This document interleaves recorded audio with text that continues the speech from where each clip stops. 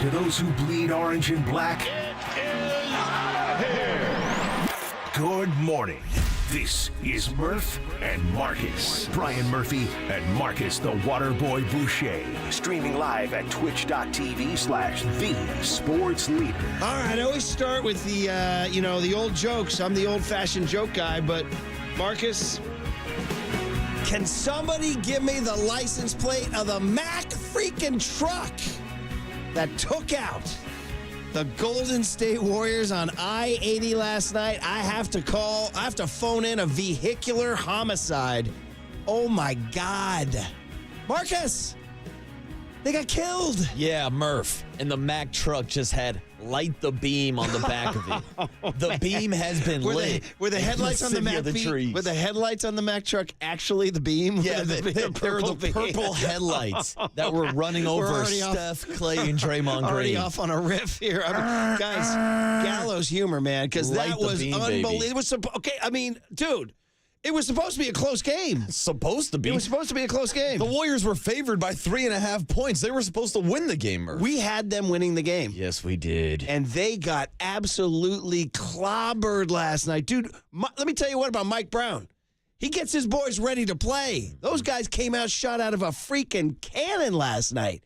And Steve Kerr's boys looked every bit the old and slow team that on paper we feared they would be. Well, that's the team that they put together this offseason. After beating the Kings last year, after going to 7 games, they brought in Chris Paul and got older and slower. And last night, Murph, they looked like the older and slower team compared to the Kings. Bro, you are not joking. Literally, our riff last summer was, well, the Warriors have taken a strategy, and the strategy is to get older and slower. And we all went, ha, ha, ha, ha, ha, ha, ha, ha. That's funny. Yeah, I can't wait for the season. Huh? Guess what? Yeah. We were 1,000% correct. Yeah. They got older, and it paid.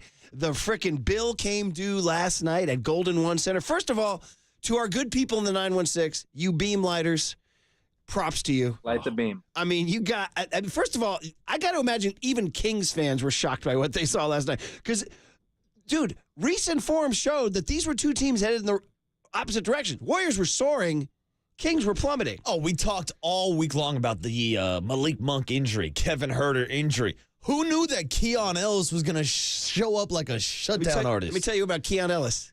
Keon Ellis is a dog. Dude. All right, bro. Keon Ellis was driving the Mack truck last night. Yeah, Keon Ellis is a dog. Keegan Murray is a dog. Mm-hmm. Already Platzi came in with some good takes on text for me this morning. He goes, do you see any young Klay Thompson and Keegan Murray there? Ooh. I mean, seriously, that kind of size and the three. By the way, here's a stat for you. Keegan Murray made 8 threes last night. Steph and Klay combined for 3. Combined for 3. Yeah. We can't get to 603 without mentioning just the name Klay Thompson, brother. Yeah, not a good night for the Splash Brothers and a terrible night. Maybe the worst game of his career for Klay Thompson. I think you would have to say so. So Ron Kreutzig dialed up some unbelievable stats for you. Okay, so first of all, he's played 953 games playoffs and regular season in his life. Only 5 times in his life has he been held scoreless. Ooh. And in the Kerr era, it only happened once.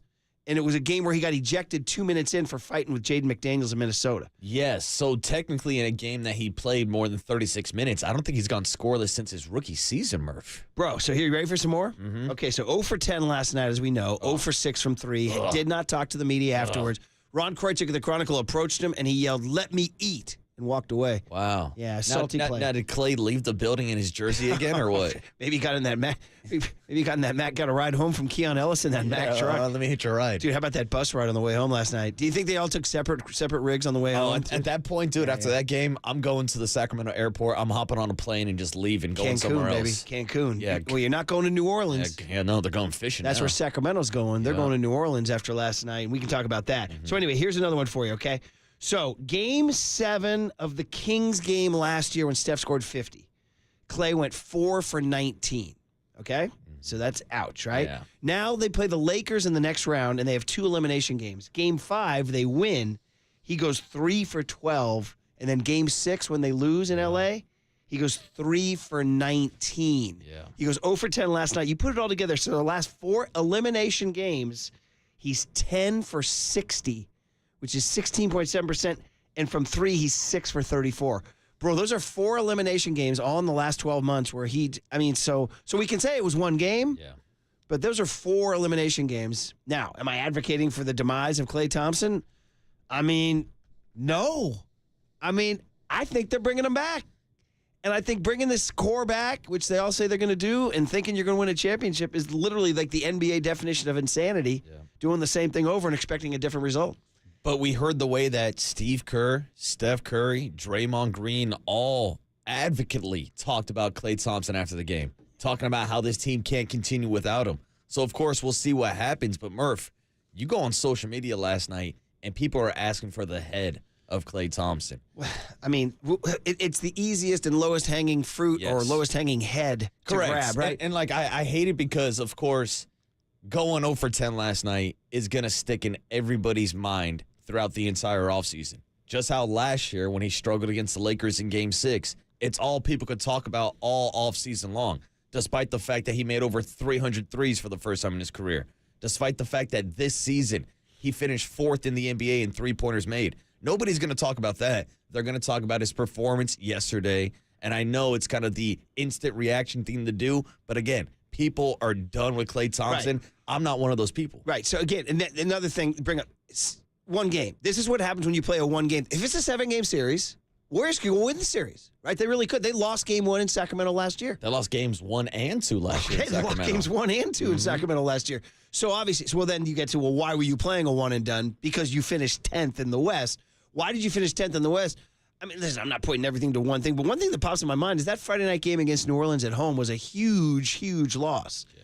And, I mean, again, there was a million losses. They went 46 and 36, so they lost 36 times. And they missed Draymond for 21 games, and they went 10 and 11 in those games, right? Mm-hmm. But that said, you were in that situation where you couldn't afford a one and done, and instead they got to a one and done because of all the woes that led to it, whether it was Chris Paul breaking his hand, or whether it was Draymond getting suspended for 21, or whether it was Klay's terrible start to his season. Mm-hmm. I mean, they started terribly, so that's where we're at. But, man, I feel, and this is the stuff we're going to talk about all the way up until July when free agency starts, unless you want to talk about Bob Melvin's Giants. Hey. Who right now are not my favorite baseball team of all time. Oh, Murph, you don't like 10 strikeouts back-to-back days? By some guy who looks like Neil Shipley, the Ohio State amateur golfer. Shipley's out here carving up the Giants. Hey, we got day ball today, Murph. Get ready.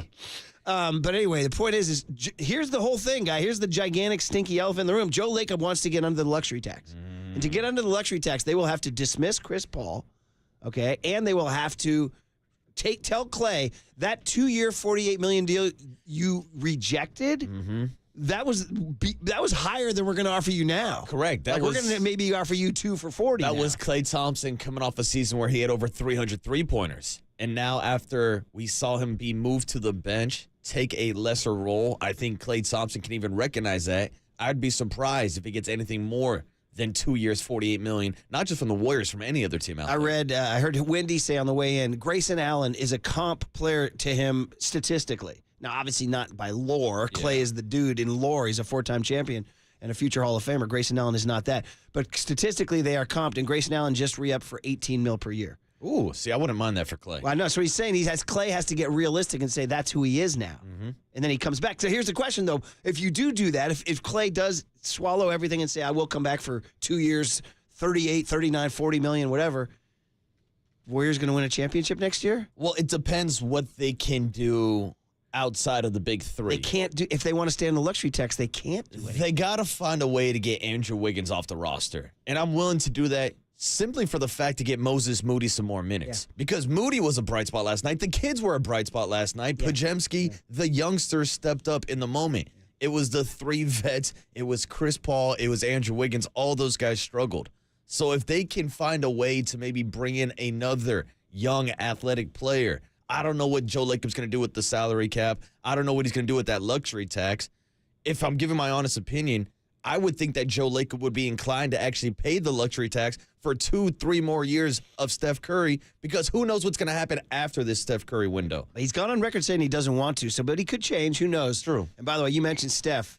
And guys, my boy Kaz texted me last night. Platsy's texting this morning. Guys, how exhausted did he look? Oh, bro. How exhausted did he look? He's getting doubled and triple teamed the entire game. How about, and Mike Brown game planning like, cut off the head and the body will die. Oh, and we're running everybody at Steph Curry and his empty gas tank, And when we run and he was overwhelmed. They were trailing him off of screens, double teaming him, making it just a hassle all night for Steph. And there's no other scorer. And he needed help, and Klay was nowhere to be found. So, man, Wiggins was nowhere to be found. The Mac freaking truck. No call-in today. Bruce Frazier's cell phone stays silent. Maybe Leandro Barbosa's calling it in for sack. No. See him dapping up and hugging Steph at the end of the night? Barbosa. Guys, the final score was 118-94, and it didn't feel that close, right? You know what I mean? I mean, really that's did. the craziest thing. I know we got a break and we'll dive into it, but the Warriors were still down by only 4 points at halftime after Steph and Klay had a combined 5 points. They got it to 1 for a brief shining moment in the third quarter. And then the Kings are like, no, baby. Keegan Murray and Keon Ellis said, not on my watch. No. All right. So listen, guys, props to the Kings. Lighten that beam. Light the beam. See our KNBR digital guys try to troll them? Oh, no, I didn't. They said the beam is so stupid, and they ran the shot of Sabonis around the beam. They were just flat. It was just like the lowest. It was like the lowest common denominator attempt to troll Kings fans. That's bad. Well, Murph, I can tell you as a man that was at Thrive City last night at Chase Center watched the game, there was no beam being lit in San I want to hear Francisco. more about that on the other side, guys. We got early baseball today. We got Warriors funeral to have right here, right now. Don't go anywhere. 808 KNBR is the phone number. 415-808-5627 is the Golden State Lumber and Building Materials text line. And we got a lot of reaction from the main players in the drama last night up in Sacramento late night on KNBR 104.5 and 680, the sports leader. Light the beam. Gilroy, shout out to you for supporting KNBR, Gilroy's sports leader.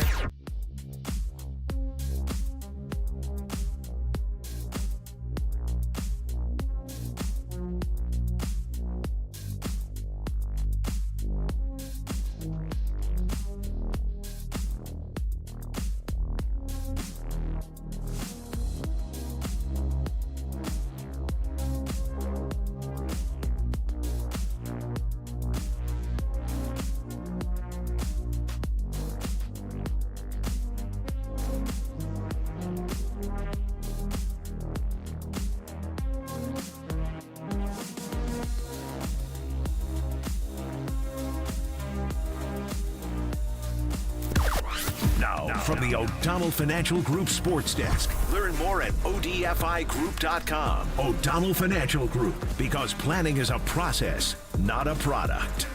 Well, at least Logan Webb got to celebrate the Kings lighting the beam last night as they took down the Warriors in a one-game elimination play-in game. Light the beam. Well, he also stopped by the Papa Lunch Show yesterday to talk about his bet with Kyle Harrison about having to wear a Kings or a Warriors jersey. Looks like Kyle Harrison is going to have to put on that Kings jersey. But if you want to hear the full details of the bet and the entire podcast, check it out on KNBR.com and the KNBR app.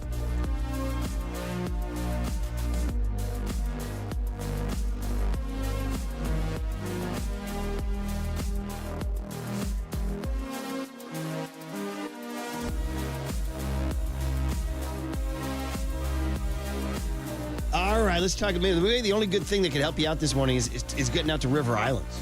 Just like taking a relaxing walk along one of the beautiful trails around the lakes. Maybe take a kayak ride. Maybe go to the boathouse for lunch. Maybe that's what you do. You go like, man, I'm a Warrior fan. I need something. So why don't you go to the boathouse? Beautiful big deck.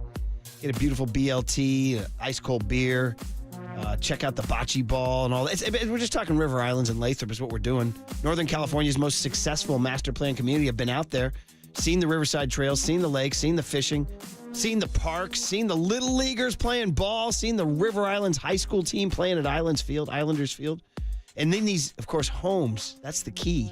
The homes that are all new on the river alongside a lake, close to parks and trails, representing some of the best home designs you'll see anywhere, in the latest in smart home technology, ranging in size 3 to 6 bedrooms, 600,000s to over $1 million. So many things to do and see. Isn't it time for you to discover the islands? Why don't you start your tour now at riverislands.com? And hey, I will meet you at the boathouse.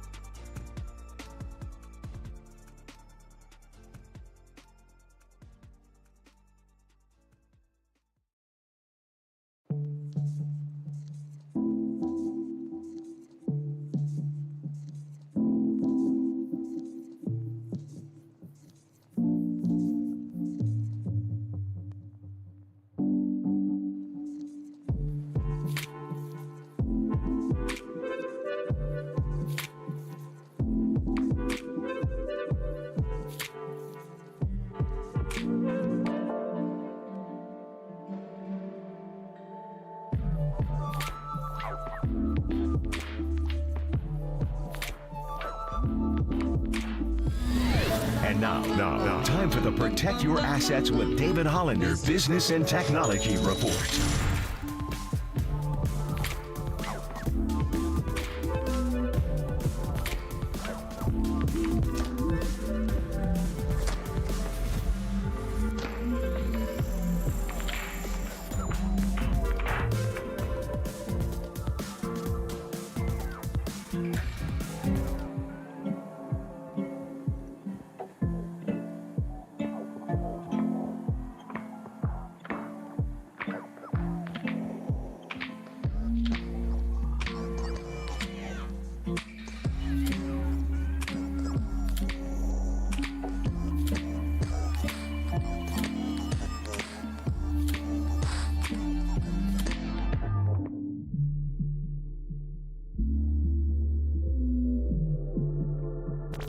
Dub Nation, Murph and Marcus keep rolling on the sports leader and streaming live on YouTube at KNBR 1045. Okay, Keegan Murray, why not?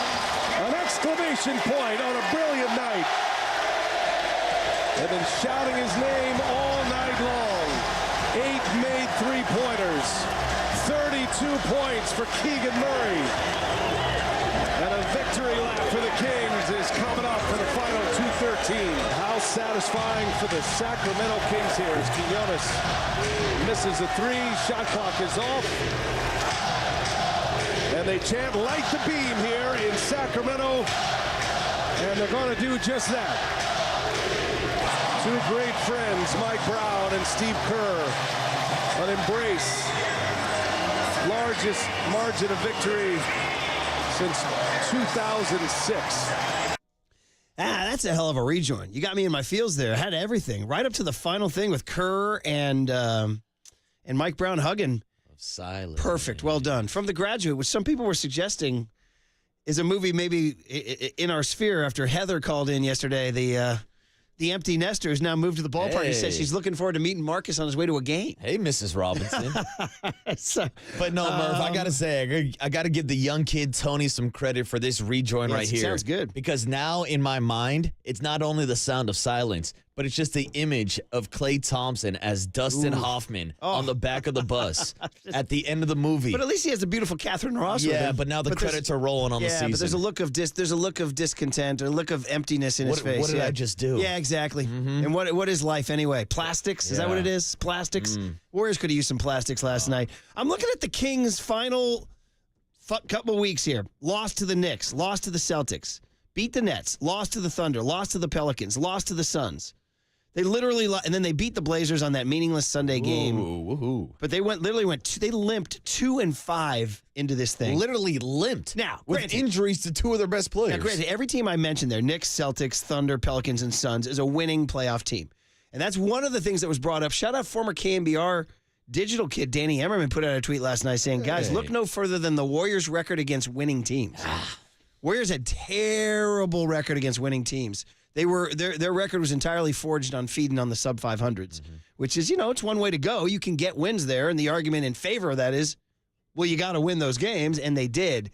But whenever they face stiff competition, Friday night against New Orleans, bro, I keep going back to that. It was all set up for them to nail down the 8 seed. They had and the Lakers had a loss, and they just frittered it away right there, and because New Orleans is a good team. And look at the Warriors' record against teams like the Denver Nuggets, who seem like they win every single time. I mean, you're right. Look at the top of the standings. And we talked about the Warriors getting older and slower over the offseason. It's not even just a team like the Sacramento Kings. Look at the Oklahoma City Thunder with SGA. Look at Minnesota with Anthony Edwards. Like, there's young talent everywhere, and we're looking at a Western Conference that's going to have Victor Wembanyama eventually pull the Spurs up from the depths. Yeah. We're talking about the Memphis Grizzlies, who didn't even have John Morant this year. That's two teams outside of the playoffs and already a stacked Western Conference that are younger and more athletic than you are. And you're going to run it back with these same things. They get 3 guys. So listen, I mean, listen, that gets to the point where, so last night you heard it everywhere. You saw it everywhere on Twitter. It's sad to watch the end of a dynasty. It's sad. That guy Josiah Johnson, the great tweeter from Marcus Johnson's son, Chris Johnson's brother.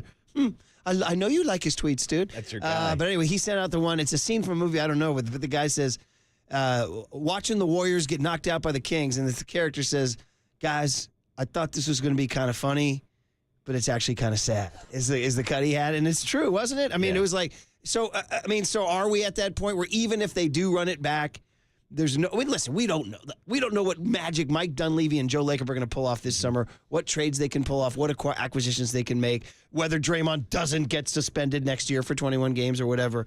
But to your point, is that this Western Conference ain't going anywhere, bro. No. They're parking that bus right on the Warriors' front lawn. They're like, oh, really? You're going to run it back? Because we're right here. Because we'll be happy to face you guys again. What's right? going to be different? What's going to change? Yeah. How are they going to improve next year? And again, we talked about some of the answers in the last segment, whether that's getting rid of Chris Paul's expiring contract, whether it's moving on from Andrew Wiggins, or deciding what they're going to do with Klay Thompson. Right. I mean, so here is one. I mean, there's one revolutionary way where you just part ways with Klay and you make the fundamental change. This is when you send Ronnie Lott to the Raiders and the Jets. This is when Roger Craig becomes a Minnesota Viking. When Joe Montana goes to the Chiefs. Yeah, that was a little later. I'm talking about 1990 is when they really made the big moves. But here's the difference: the Niners had Steve Young. Yeah. The Warriors don't have Steve Young. No. Who's the Steve? Like who's the like Zion Williamson? If Zion was in waiting, or if SGA was in waiting, or they don't have that. Well, they have these four guys. They have Pajemski, age 21. They have Kuminga, age 21. They have TJD, age 24, and they have Moses Moody, age 21. Those are all nice pieces. None of them is a superstar. You don't think Jonathan Kuminga can emerge into an actual all-star second scoring option type? He's 21, so I mean he could, but not in the next 12 months. Because that's the answer for the Warriors getting older and older every year. It's more playing time for Jonathan Kuminga. We saw how much of a spark he was when he got put into the game yesterday. TJD struggled a little bit in the front court against Sabonis, so they made the switch. Kuminga comes out, starts the third quarter, but it didn't matter because the Kings just absolutely boat raced them with their defense and athleticism. There's some incredible texts on the Golden State Lumber and Building Materials text line. I'm going to get to some of these because you guys have been great. 916, shout out that area code. Today's your day, 916. Yeah. The Kings have been incredibly inconsistent this season, losing to the worst teams in the league. And last night, without key players, they smoked the aging Dubs by 24. He said, to me, as a Kings fan, the pillars of the Warrior dynasty look old. It's a young man's game. 916 comes in with a little bit more. Another 916er. Okay, they're coming today. Shout out 916. Hey, as long as we can all agree to meet at the Roundhouse Deli in Roseville, we're all friends. All right, buddy? I'll buy you guys the tri-tip tacos. All now, right? technically, is the boathouse in the 916, Murph? Lathrop is 209, I believe. Damn. I believe. All right. But they're probably Kings fans there. I'll meet you at the boathouse regardless. Well, as long as they bring the Roundhouse Deli tacos. 916 comes in a little more petty. He says, light the beam, the psycho in the bay. Who? Light the beam. He says, he drops a Mike McDaniel. Oh, damn. Psycho in the bay. Who? I feel like I don't even want to reward that. 209, another one. He says, the Warriors dynasty finally came to an end last night. Well, first of all, was the dynasty alive last year when they got bounced in the second round? Was the dynasty alive the year before they won the NBA title when they won like 15 games? I know. I've heard this story a million times with the Warriors. 831. Bob Myers is a genius. He knew it was coming. He knew exactly when to get out without having to get rid of one of the fan favorites. It's true. He's a smart dude. Bobby got out in time, yeah. 510 with another petty one. Steph was so tired he didn't do the night-night. Oh, yeah. Okay, so what are we going to do? I mean, listen. All right. 831 says... Listen. 831. Here's 831 with a high-level text. He goes, big hit. Did this validate the statement that there were too many big hits questioning how good this team was for them to actually be good? That's a great text. He says, joking aside, this was not surprising. This is the result we all felt in our gut was coming. I disagree, 831. No, not a first-round elimination to the Kings. Certainly, if they were going to lose to him, I thought it might be a buzzer beater. I mean, I didn't think they were going to get run out of the gym. I thought it would be closer to the last 3 games that they played earlier this season where it was decided by 1 point each and every game. Yes. That's why I was worried about taking the Warriors minus 3.5. Screw the spread. You should have took the Kings on the money line. The Warriors were factually speaking playing much better basketball in the last month. They were a much better team. Things were going well. They went to Miami and won. I mean, they did all sorts of things. And that looked like a team that was flagging down the stretch, and you saw that Mack truck coming. That I did not see that coming. No, and I did not see that think coming. about how just last week we were talking about how the last month and a half to 2 months of the season was going to increase the value of Klay Thompson. Yes. How he was averaging 20 points per game over the last 4 weeks of the season. Yeah. How he was looking like a second option. And now his stock has absolutely plummeted after last night's game. And it's unfair because it's only one game, but. Now, 310 with the most important text of the night. Does Sabonis have a birthmark that looks like a black eye? Dude. Every time I see that guy, his mug is jacked up. Who keeps beating up Sabonis? Am I like sleeping on Sabonis' permanent black eye, or does that just show up for the Warriors? I almost thought it was like a wrestling bit where like he showed up, like, you know, where they have like the fake blood where like Draymond's going to hit me and it's going to be a black eye immediately. I'm going to get him tossed from the game. Man. 415 says, what do you give me for me watching the Warriors game and Declan Murphy watching the Wonka movie in the hotel room? Dude, that's a high-level text. High-level text. The same for me, Pops. The same for me. The harumping and the futzing around. 415 says, could Klay go to the Giants as a middle infielder and help them turn a double play? Oh, man. How about that last night? Two fielders' choice scored runs because they couldn't turn the double play. Anyway, no guys. more neighborhood play, yeah. Man. All right, let's get the guest list going on a post-mortem Wednesday. The Mack truck that is the second. Hey, man, Mike Brown, buddy. John Dickinson said Mike Brown can get you in one game. He dialed up. Basically, his game plan was this. Boys, light your hair on fire and run at Steph Curry. Yeah. That's all. I mean, seriously, anytime he crosses half court, I want 5 guys on him. He was daring anybody else from the Warriors to beat him. Yeah. And nobody else stepped up. Yeah, and Platzi wrote in on a text. He says, Mike Brown's a smart guy. He knew Steph is exhausted, right? 916 says, guys, the difference was Keon Ellis. Dude, Let me tell you what, Keon Ellis, dog. He's a dog. He's got that dog Speaking of dogs, the guy who likes to say dog when he's frustrated, young Tony Farias. Young Tone, good morning, brother. Good morning, boys. What'd you think? Oh, man, tough night. Keon Ellis never even heard of this dude before yesterday. I'm not even going to lie. Though. You got to bone up on your kid. If you had boned up a little bit, you knew. I think we mentioned him yesterday. Well, shout out to Hum Baby in the YouTube chat. He's the one that kept on peppering us with texts saying Keon Ellis is better than Kevin Huerter. My kid was yelling at me last night, how do you know Keon Ellis? I said, because I did a little prep, buddy. He had come on in the Monk injury. His minutes had increased. Slater had written a piece about him in The Athletic. He's a dog. And Keon is a great name, by the way. 100%. And then has Keegan Murray looked this good? Yeah. Keegan Murray has been a lot better this year. He was on my championship fantasy basketball team. That's a first-round draft pick. That's a guy they expect a lot of, and that's a guy who we're talking about. Did he have young Klay Thompson vibes last night? But anyway, what do we got today, buddy? All right, we got a short show today. Giants baseball starting at 8:10. Pregame starting at 8:10 this morning. First pitch at 9:10. But we still got the regular hit with Mike Krukow starting off at 7:30 this morning. Okay, that's it. Okay, so cooler of content has to come early. So what it will be is all the reaction from last night. Kerr, Klay, Draymond, all next on the Sports Leader. We in trouble right now, and don't none of us want to see that psycho in the bank.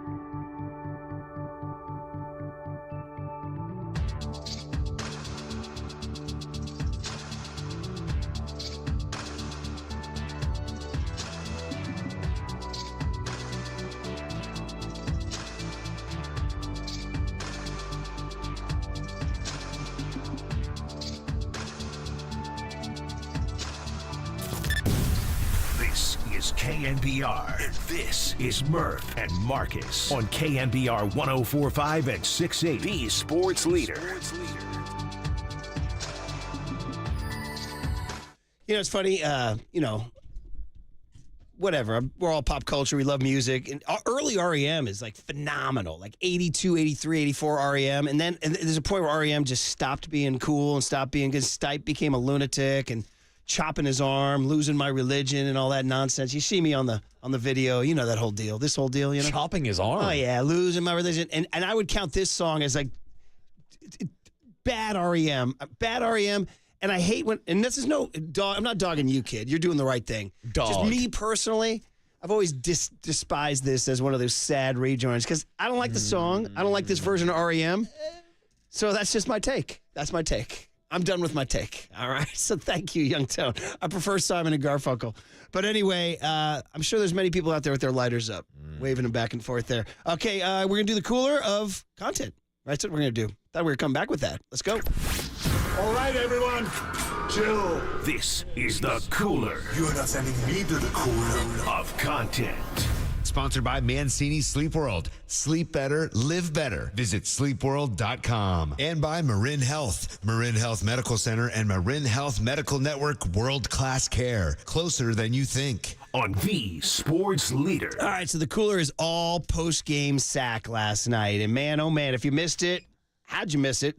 That explosion was the sound of the Warriors getting destroyed by the Kings last night. Sacramento 118, Warriors 94, dominated up and down the court. Incredible game plan from Mike Brown to just strangle and suffocate Steph Curry.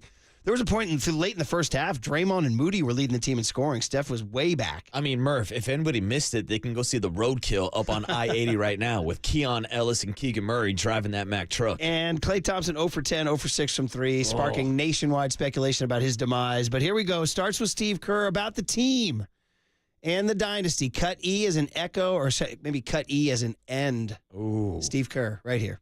We clearly weren't good enough, but not for a lack of effort or commitment from our guys. They were great all year.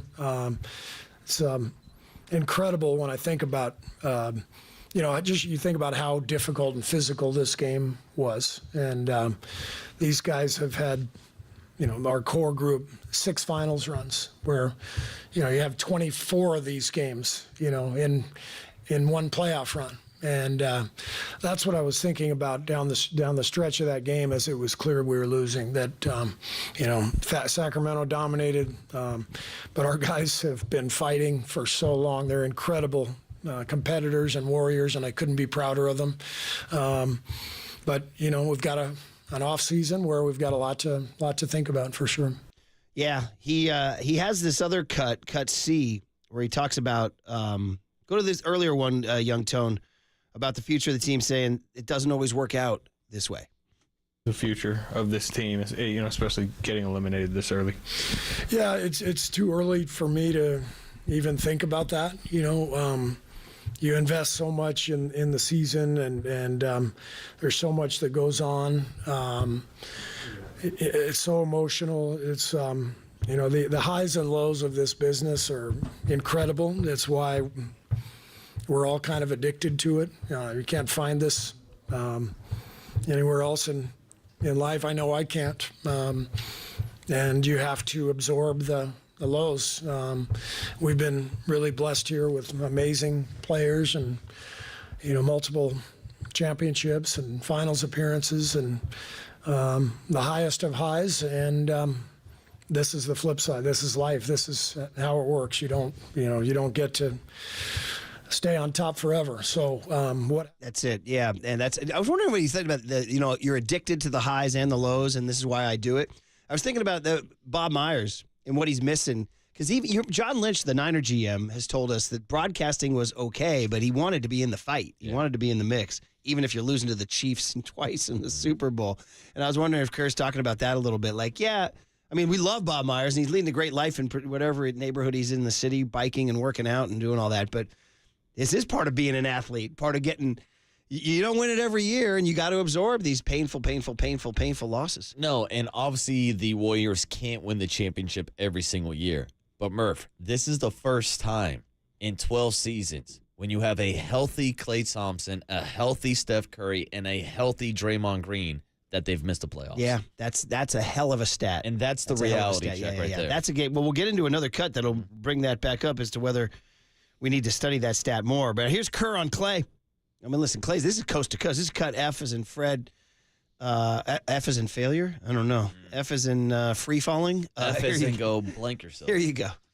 We need Klay back. I mean, he's, I know he had a tough night tonight, but what he represents for us, the spacing, we're not a deep shooting team. We're a little top heavy. And, Klay's presence means so much to the spacing on the floor, to the flow of the offense. And he's still got good years left. And I know I speak for everybody in the organization. We want him back. Obviously, there's business at hand, and that has to be addressed with Klay's representatives and Mike and Joe. But what Klay has meant to this franchise, as good as he still is, we desperately want him back. Okay, there it is. I mean, that's the statement. Again, that's why last night, everybody, I was on Twitter, on whatever, Instagram, it was the end of an era, the end of an era, the end of an era, the dynasty's over. I was like, you do know they're going to run this back, right? I mean, again, maybe not. Yeah, there's maybe a possibility, not, but that was the thought going through my mind last night as I was watching the final seconds tick off the clock. I was like, man, Klay Thompson can't go out like this. Yeah. After building this legacy here in the Bay, after winning 4 titles, after being the kind of player that he's been, to end his career as a Warrior going 0 for 10 in a playing game, I know a lot of people want to shove him out the door, but I'm in the camp with Steve Kerr, Steph Curry, and Draymond Green. I want to keep the guy, as crazy as it sounds. He still has value. He's been a top 5 3-point shooter back-to-back seasons. He can still play basketball, but everybody's going to remember these big moments, whether it's this year or last year, Game 6 against the Lakers. So I understand about running it back. I get it. It seems to be that they're hell-bent on it, but can you win a championship that way? I think the answer is no, right? I mean, per that 831 text on the big hit. Maybe the big hit is you guys asked the question so many times, the big hit is they weren't good enough. And so it would take something dramatic roster-wise. You mentioned Wiggins and Paul moving out. You mentioned Kuminga's ascension. I don't know if Kuminga can become that like kind of fringe all-NBA type player. But anyway, here's a Kerr cut on. He actually says he thinks they can win another. Is this the NBA definition of insanity? It's a cut R, as in, I'm trying to think of a funny R. Ridiculous? I'm riffing. Rejected? I'm riffing about them staying together and winning a championship. I would say I believe they can. These guys are all still really damn good players. So hopefully we can re-sign Klay. Draymond and Steph are both, under contract. So we're going to roll it back next year. Bro. There it is. We're going to roll it back next year. I got to imagine most commuters right now or people in their house eating must have spit out the coffee because I imagine Warrior fan last night did not want to hear the words, no, we're rolling this back. Yeah. I know Warrior fans does not want to hear that. We're going to do it again, Murph. Maybe we'll get even older and smaller this offseason. Oh, my gosh. That's the deal. Don't get older and smaller. You got to get younger and quick. You got to find that Keon Ellis, that dog. Well, that's what happens when you trade away Jordan Poole for Chris Paul, and maybe that was the key all along. Is this a Chris Paul curse? Well, is he finally the man to take down the Warriors dynasty? First time I've read he's not in the playoffs in his career or something how about like that. Chris Paul misses the playoffs for the first time in his career, and it's with 3 other Hall of Famers with the Golden State Warriors. By the way, just stupid question. Just throwing it out there. But if Jordan Poole's on the Warriors, did they win last night? I don't know. He makes that much of a difference. I think the answer is no. First of all, he would, in that environment, he would turn it over like a lunatic. He'd be kicking balls left and right. So, more Steph last night. We haven't heard from number 30, who truly did look exhausted. And that's also because the Kings were flat out running everybody at their, from Keon Ellis on down.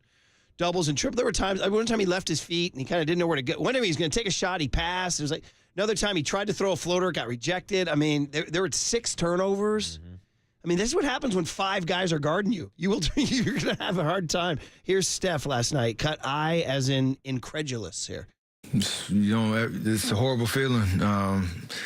When you go out there and compete, leave it all out there and doesn't go your way, we obviously understand you can't win it every year, but there was so much belief that we could make something of this season and keep our hopes alive, trying to get a win tonight and taking it from there. Sacramento played unbelievable tonight. They played aggressive and Keegan's making shots. D Fox is creating. It seemed like they got every 50-50 loose ball, offensive rebound. And it was a tough way to end our year for sure, because we've obviously been through so much all year.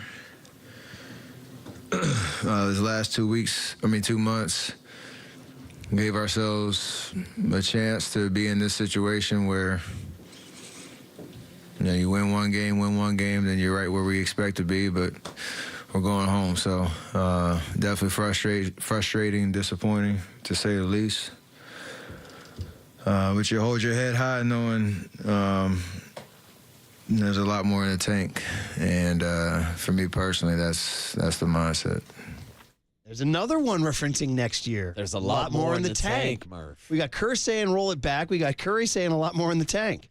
I mean, well, I do believe there's a lot more in Curry's tank. Of course. Yeah, because although last night the tank was definitely, the light was on. Well, it's hard when you got 3 people on top of the tank. I mean, they Mike Brown, genius, just said, I'm going to exhaust this guy. That's I'm it. going to exhaust Keon Ellis was a landmine out there, and Steph Curry was the tank trying to drive over it. So, I mean, the catch is, well, then who else is going to pick up the slack? And I mean, in the 2022 NBA Finals, it was Andrew Wiggins. Yeah, I'm done with Andrew Wiggins. Yeah. I got to get him off the roster. I got to get Moses Moody some more minutes. He was one of the highlights last night, and he's been DNP'd the entire season. Yeah, Moody. I need Moody on the court next year as a 21-year-old. I need Andrew Wiggins in his contract to get the hell out of town. Would you say Moody might be the biggest positive of last night, seeing a guy like that perform in that environment and knowing that he's only 21 and he's back? I would. I'd say Moody. I'd say Kuminga when he provided that stretch of 6 straight points, had 12 in the first half. I thought Brandon Podziemski had some great moments too. So that's your key takeaway. Is the younger players had a good game last night. It was the veterans who let you down. But you can't just take those 4 young guys and the 3 old guys and run it back and think you're going to win a championship. You need more pieces. It has to be more. All right, well, that's Cooler content today. We got more sound on the other side. The text line's blowing up. 808 KNBR is the phone number. If you guys want to come on in, let's go. We got a short show today. Let's pack it in. All the reaction to the Warriors. Steve Kerr said roll it back. Steph Curry said more in the tank. You buying it? 808 KNBR is the phone number on the Sports Leader. We're gonna roll it back next year. There's a lot more in the tank.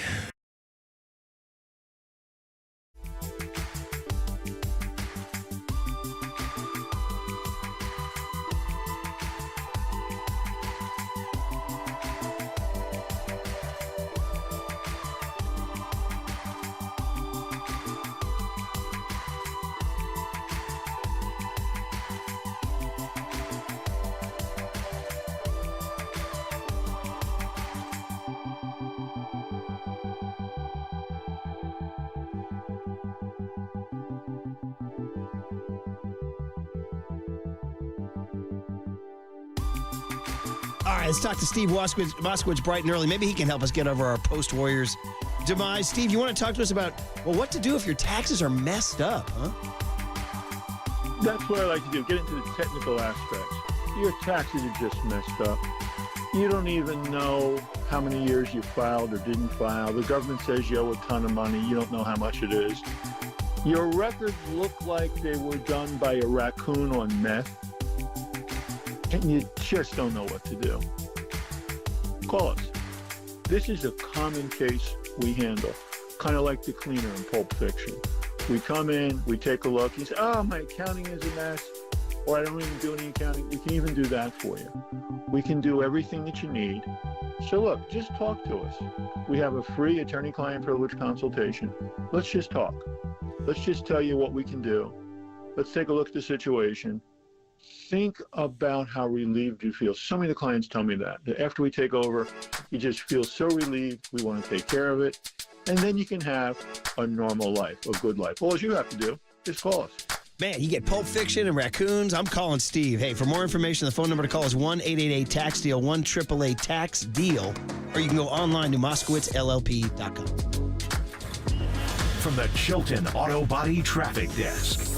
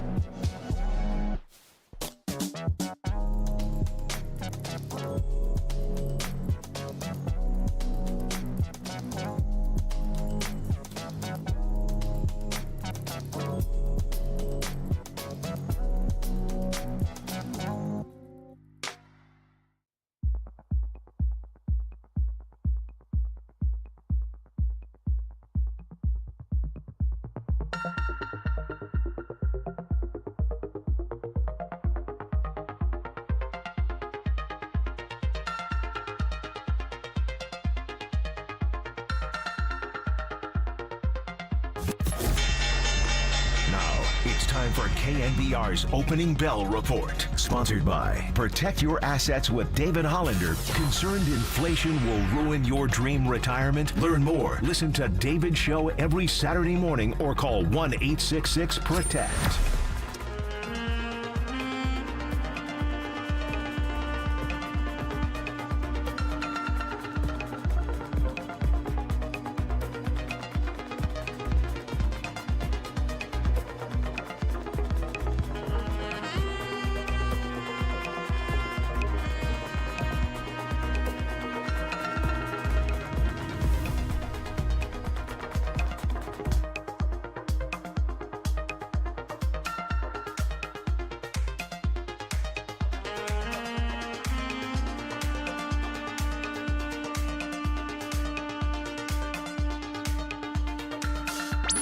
Murph and Marcus continue live from the KNBR Casino Matrix Progressive Jackpot Studios. Casino Matrix. Progressive jackpots are here. Where are you? Just drop in. Please play responsibly. 1-800-GAMBLER. Everybody's going to talk about one game. And I know he wanted to play better. But, you know, we go through so much over 82 games, and the fact that he was able to turn his season around with a new role and adjusting to coming off the bench for a long period and then, you know, back in the starting lineup and just really just having fun playing basketball and being at peace out there. I'm more worried about that because I know he's a true champion, and we all, you know, again, prepare ourselves to play, you know, our best when the lights are bright. And when it doesn't happen, nobody needs to tell you anything because all we want to do is win. And numbers aside, like, that's the only thing that matters. Steph Curry on Klay Thompson, man. We're here for you guys. 808-KNBR is the phone number. 415-808-5627 is the Golden State Lumber and Building Materials text line. Tons of reaction to the Mack truck that obliterated the Warriors last night. Who saw that come? I don't think even Kings fans saw that coming. The Kings were playing poor basketball. The Warriors were playing good basketball. The Kings were missing Malik Monk and Kevin Huerter. The Warriors were the veteran, experienced, winning team. The Kings were the team that had just got knocked out by the Warriors. The Kings were the team that had played close, hard-fought games with the Warriors.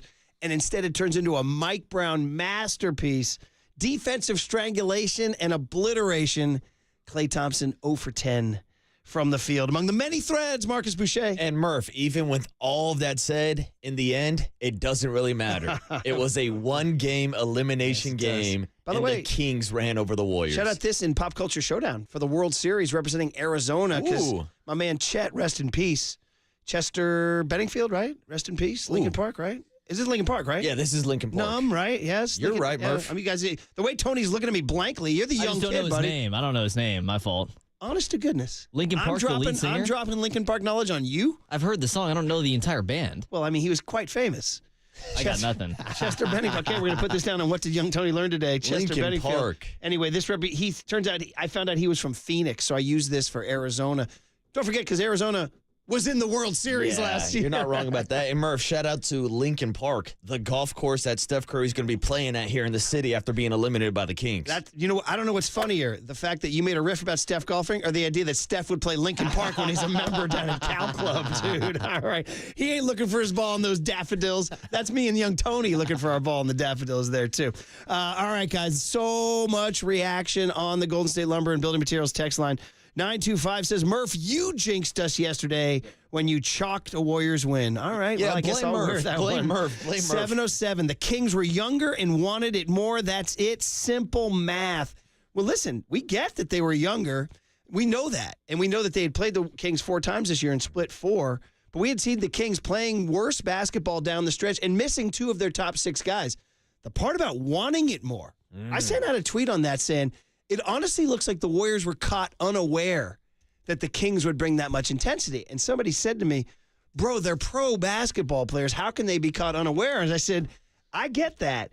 It's a human thing where sometimes somebody comes out and shocks you with their intensity. You think you're ready, and it turns out you're not. It's the old Mike Tyson line. Everybody's got a plan until you get punched in the mouth. And the Kings came out with Keegan Murray hitting threes in the first quarter with Keon Ellis D'ing up Steph Curry. They punched the Warriors in the mouth, and they had no response, plain and simple. 559 Murph, hindsight's 2020, but you were cocksure about the Dubs beating the Kings, and that's overzealous. Yeah, so keep blaming Murph. Keep blaming Murph. I'm the guy. You're the bad guy. And 408 says it's Chester Bennington, which is hilarious because I made the same mistake in the Pop Culture Showdown. I called him Benningfield. Where'd I get Benningfield from? I don't know. Where the hell's that come from? You know what? Wasn't there a young woman named Natasha Benningfield who sang some frizzy, frothy, lightweight pop song? I think you're right. Yeah. So that's where I got it from. All right. 707 says, wait, if Steph is so exhausted, how can he play golf? Ha, ha, ha. Very funny.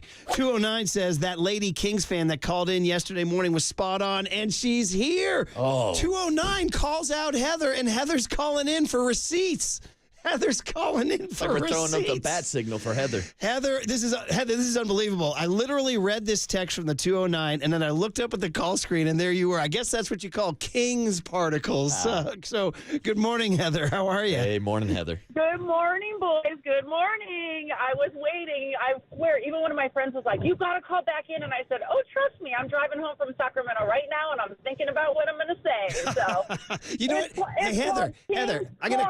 King's Karma, Murph. I'm gonna cut you off right here and say you have a sing-song taunting tone to your voice right now. You sound pretty happy, Heather. I do. I'm just excited for them. And honestly, when I was watching it, I was out for dinner in Sacramento with a dear friend of mine, a fellow educator. I'm going to call out all our educators out there. And we were just about to leave, and it was 25-18, and I looked at her and I go, Robin, we're winning. And I was like, I knew it. I said, I just feel it. And so I drive home. I'm listening to basketball on the radio all the way home, and I don't like listening to it. I so much would rather watch it. But the thing that stuck out to me was the turnovers, and we only had 6, and we're typically a high turnover team, I feel like at times too. But it was you guys this time, and I really feel like turnovers and getting like 20-some turnovers alone. And that, if you take that away and Klay making at least just a couple baskets, you guys would have taken the game. So I tell my son, and I'm Murph because I know you have kids that are any given game day, somebody else can win. It's just the way it is. And it is all about a feel. I'm a counselor by nature, and if your team is gelling, and I know you guys didn't feel like we were gelling, but Ellis, hello, that dude. I am so excited, you guys. So anyway, I'll let you go because I know other people. Hey, Heather, for you and for all our friends in the 916 and for the Roundhouse Deli in Roseville, I am rooting like heck for you guys. Beat New Orleans, make a run, all right? Me too. And I will tell you, my kid is going. He goes to LSU right now. He's a freshman. And him and all his buddies called me last night. Are they going? At like 12. They're going. Oh, yeah. Kings Nation will be in the house. Light the beam in French Quarters. Crescent City better watch out. All right, Heather. I know. Congrats. All right, have a good day, guys. Congrats to you. Wow, look at that. What a Heather. There was a sing-song I knew I wanted to call you. I was thinking about what I was going to say, Murph. It's King's Karma. King's Karma. Well, I should have followed up on that because what is the karma? Is it just, I don't know. Is it just because it's the same letter? King's Karma? Yeah, just because the Warriors beat them last year, eliminated them. Well, there you go. You're listening to KNBR AM and KNBR FM San Francisco, the sports leader and Cumulus media station. Hey, are you rooting for the Kings? I'm rooting for the Kings. I am too. I don't have that hatred for the Sacramento Kings. My kid was saying, my 16-year-old said, I hate the Kings. Ooh. I hate their fans. And I get it when you're a teenager. But I listen, I got love. We got a lot of listeners up there. We got a lot of listeners up there. I got family up in the 916. Dude, you got fam. Murph, you're saying nobody called the Kings winning last night. My dad was blowing up my phone trying to get a bet with me. Dude. He kept on saying, give me the Kings plus 3.5. Give me the Kings plus 3.5. Is it because he was just he was feeling the beam aura up there? I mean, he grew up a Knicks fan, but ever since moving to Sacramento, he goes to a lot of Kings games. He likes watching the Kings, and he just wanted to bet a couple beers on the game. He's like, give me the Kings plus 3.5. But I mean, honest to goodness, the smart play was the Warriors. The Kings were playing bad basketball down the stretch. They were not executing late. They were blowing late games, and they were missing 2 of their top 6 guys. And Murph, the Warriors were 27-13 in their final 40 games of the season. Yeah. You're talking about 2 teams that were trending in different directions. And the Warriors had been playing very good defense. And I think maybe just the way the game started. You know, sometimes I think like the first quarter in an NBA game means nothing. Yeah. Well, in a play-in game, it means a lot. Well, Murph, to be completely honest with you, when the game started with Draymond Green hitting a corner three-pointer, I said, Draymond's bringing out the backpack. The Warriors are going to have a big night shooting the ball. Yeah, man. Well, I mean, so you know what it did? And a lot of this, and I know this is not an excuse. I give the Kings all the props in the world. But a lot of this is just the nature of a one game. Yeah. Like, literally, if this is a 7-game series, you'd be like, man, Warriors got clocked, but they got another game in 2 days. Clay's not going to go 0 for 10 again. He's not going to go 0 for 6 from 3. The Warriors will look at the film to see what the Kings' defensive game plan was, and they'll figure out a way to counter it. But in one game, you just don't get that. This is like an NFL game. You ride or die, buddy. You ride or die. That's it. It's the March Madness version of the NBA tournament. And we saw what happened when the Warriors and Kings played a 7-game series last year. Mike Brown and the Kings came out and went up 2-0 in the first 2 games, punched the Warriors in the mouth. Now they don't have the luxury because they didn't take care of business in the regular season. They were forced into this one-game play-in, and now their season's over. A lot of people checking in saying 209. Here's another 209. By the way, if we had $1 for every 209 and 916 text today, we'd all be going down to Bob's on Polk Street and buying dozens of donuts. But 209 with a pretty good line. He goes, hey, in fairness, he's a Kings fan. He says, hope you guys can see the beam and all that stuff. Then he says, in fairness, the Warriors are missing 2 of their top 6 guys, too. Gary Payton and Klay Thompson. Man. Where is he? That is tough. Oh, man. 916 checks in, says, Murph, I live in Roseville. I go to the Roadhouse Deli all the time. I almost don't want to blow it up too much. Oh, dude, those tri-tip tacos are going to be sold out now. Yeah. I thought it was the Roundhouse Deli. My bad. But anyway, he goes, how the heck did you find out or know about it? We'll keep that secret. 408 says, Murph, how the hell can you root for the Kings? Well, because, listen, that's a downtrodden franchise. They've been down for 20 years. But it is interesting looking at the perspective of you, who have seen the Kings struggle so much, versus someone like Declan, who's 16 years old and now is kind of in the middle of this Kings-Warriors rivalry. Yeah, good call. Because to him, the Kings are a power. Yes. And they're a threat. They're here to take over. Yeah, they're here to take what's yours. Exactly. Yeah, I get it. I get it. No, for me, I just think of this. I think of that. The good people of Sacramento have never been to an NBA Finals, and they've been downtrodden for most of their lives. Yeah. And also, there are people. It's Northern California. Yeah, exactly. Let's go. Listen, like the Sacramento A's, right? Oh, you had to go there, huh? 623 says, guys, lots of Kings fans at River Islands. Let's go to Jack out in Oakley. He's been calling in at 808 KNBR. Jack in Oakley, good morning. How are you? Good morning. My thought is the league had it in for the Warriors in regard to Draymond's suspension. Like, you never knew when he was going to get back in there. Like, we only lost by 1 game, and you take Draymond and throw him in for some of those games, and we're not in the play-in tournament. We're in the playoffs. Well, Jack, I mean, I understand what you're saying, but that's entirely Draymond's fault. So the dude needs to get a little counseling, but still, the way that they handled all that, the league and the Warriors, no one knew what was going on. Maybe the Warriors were too lax and not, like, confronting them like, hey, I get that Draymond has issues, but the way they suspend him, like, willy-nilly like that, yeah. But anyway, I'm ready to run it back next year. Okay, Jack. All right. I appreciate the call. Do you think that, I don't know. I think Draymond made his own bed. Yeah, I mean. And they also, the Warriors and Draymond in the league decided that for his best mental well-being, he wanted to go to counseling or therapy. Adam Silver wasn't telling Draymond Green to put Rudy Gobert in a rear naked choke. But he's talking about he missed so many games, 16 games when he was going to therapy. Correct. And all that. But that was a lot of the Warriors telling him to stay away from the team. Yeah, that's what I mean. The Warriors. The facility. So that's what Jack's saying. Maybe the Warriors had something to do with that, and the Warriors were cocky, thinking they could afford to lose him for that long. But listen, I said to my buddy Cos last night, big Warrior fan, I said, could Steve Kerr have done anything tonight to stop the bleeding? And he said, maybe make Draymond not punch Jordan Poole last year. That's a pool party. I mean, that's kind of, they haven't done anything since then, and that was months after the parade, right? Yeah. Joe's out in Clayton, beautiful Clayton, California. Joe, good morning. How are you, man? Good morning. Doing well, thank you. The league right now is a positionless league. We do not have a big. You looked at Keegan Murray last night, lighting it up, playing all 5 spots. We're getting old. And the reality is we keep Steph. He's amazing. He's going to be with us for the long haul. I say Klay and Draymond go. We don't need Chris Paul. God bless him. He's had a great career. We got to go young, and we have to retool. And Steve Kerr has shown us with patience that he can do that. We've had a great run, 4 championships. It's been amazing. It's done great things for the Bay. But I'm telling you right now, the game's over. Even if we won last night, I guarantee you we wouldn't advance further based on the age of this league and the athleticism. The modern big today is not only picking and popping, but like a Jokic has handles and has vision and really see people on the seal or skip passes or slip passes. We have none of that. We've had a cacophony of bigs from McGee, who had a dunk last night, that play about 12, 14 minutes. You get, one of our guys right now, Hoover Wade's playing the league, but when I seen Fox do that tip slam last night, it's like, all right, here's the youth and here's the old man's league. Right. What do you think about that? Yeah, Joe, I mean, it's true. And so do you feel like Kuminga, TJD, Pods, and Moody can be those guys? No. I find some imperfections with Kuminga. I think he's incredibly athletic.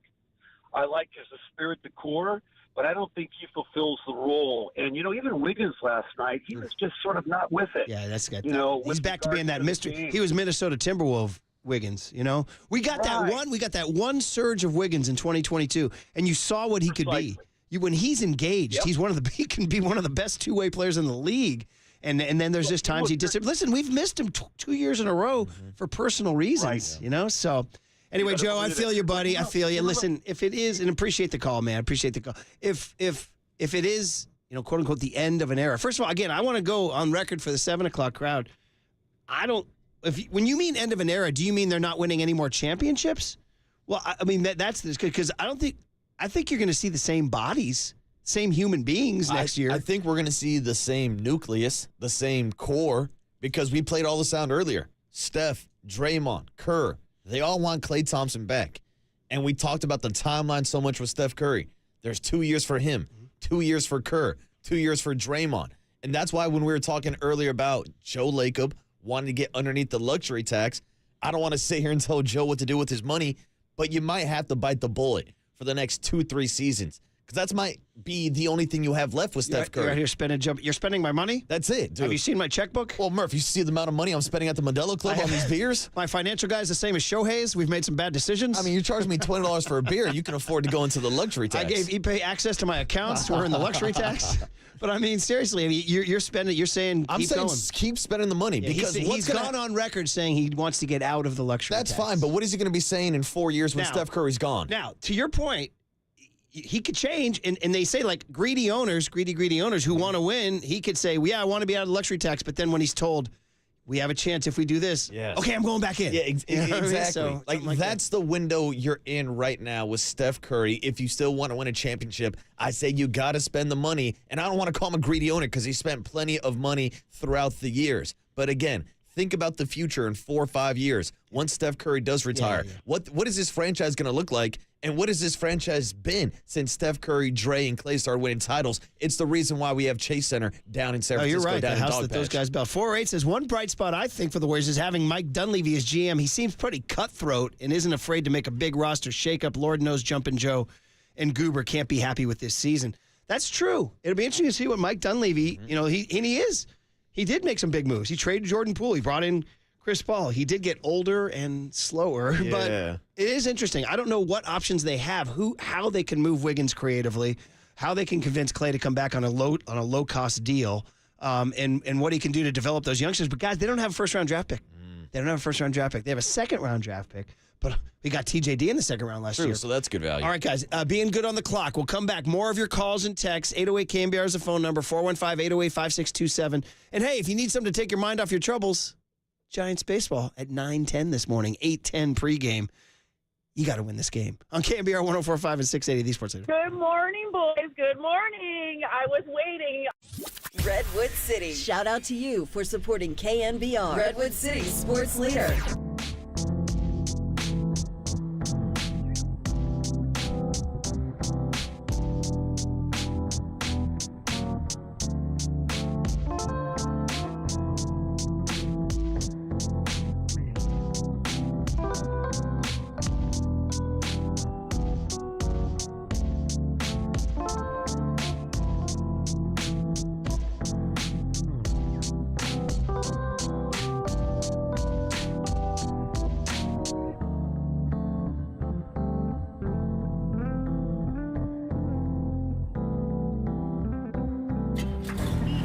From the Chilton Auto Body Traffic Desk.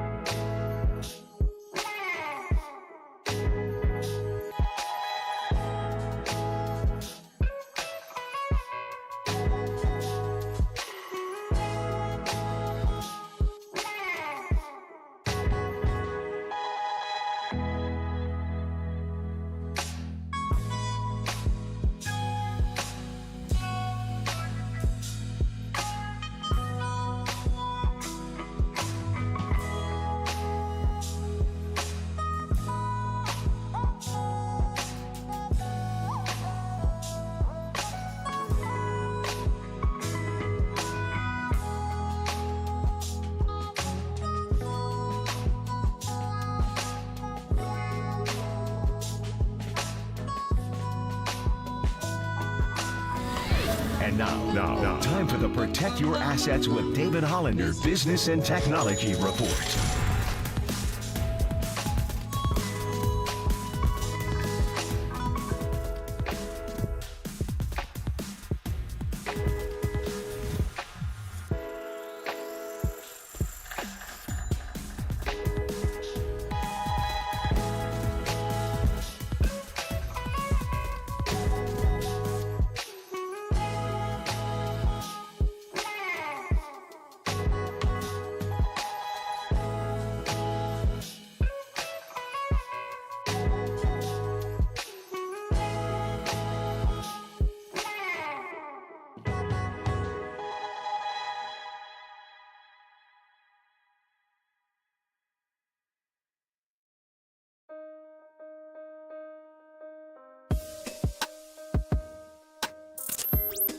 And Marcus keep rolling on the sports leader and streaming live on YouTube at KNBR 1045.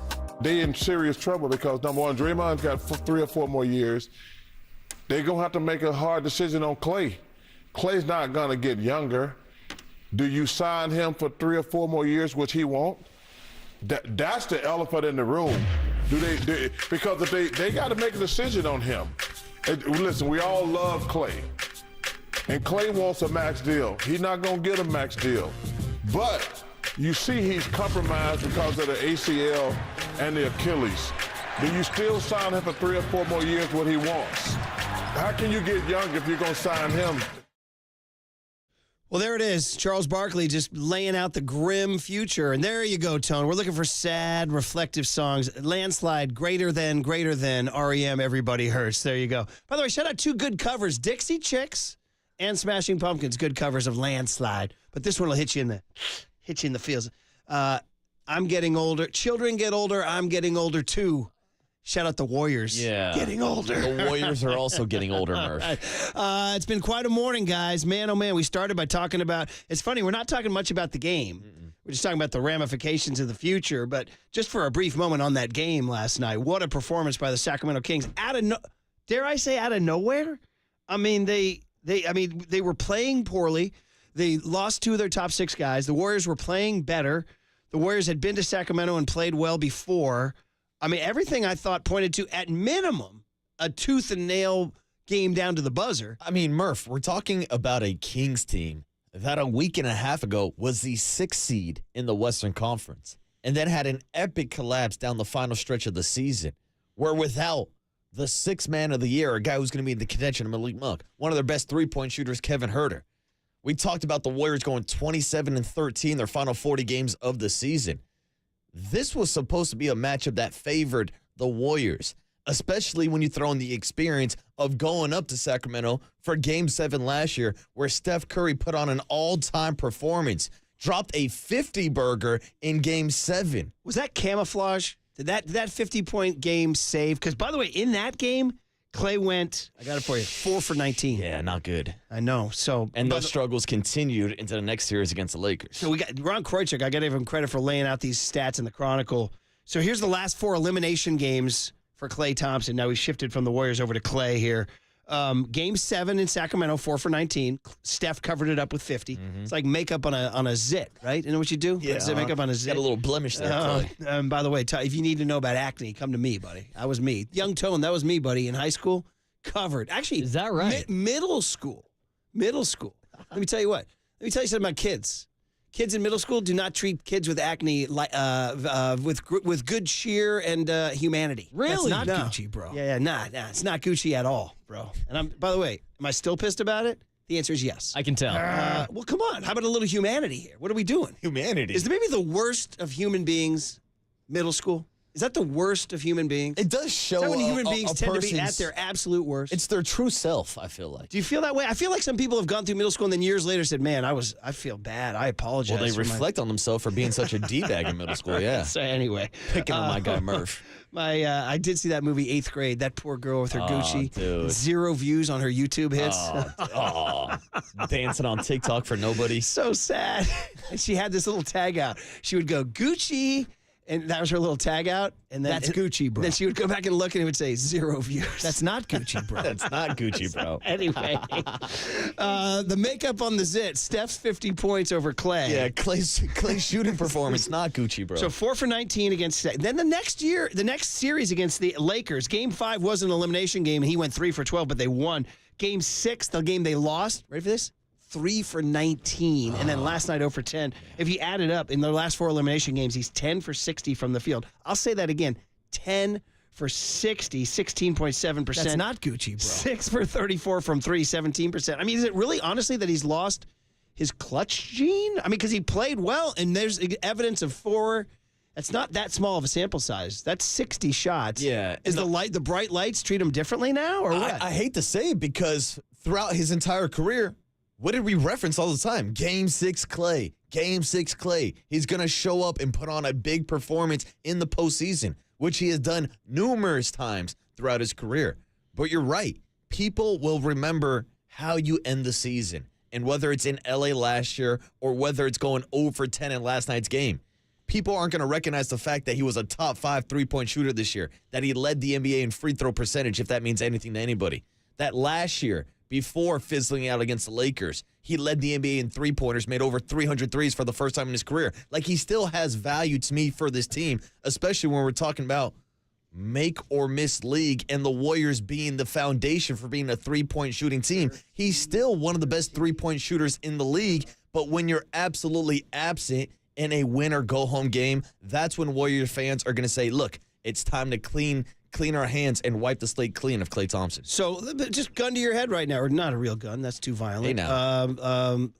Toy gun to your head. You got a squirt gun to your head. Do you want Klay as a Warrior this fall? Me? Yes, personally, I yeah. do too. I can't believe I'm saying that. Do I believe they can win a championship if they run the exact same 7 back? No.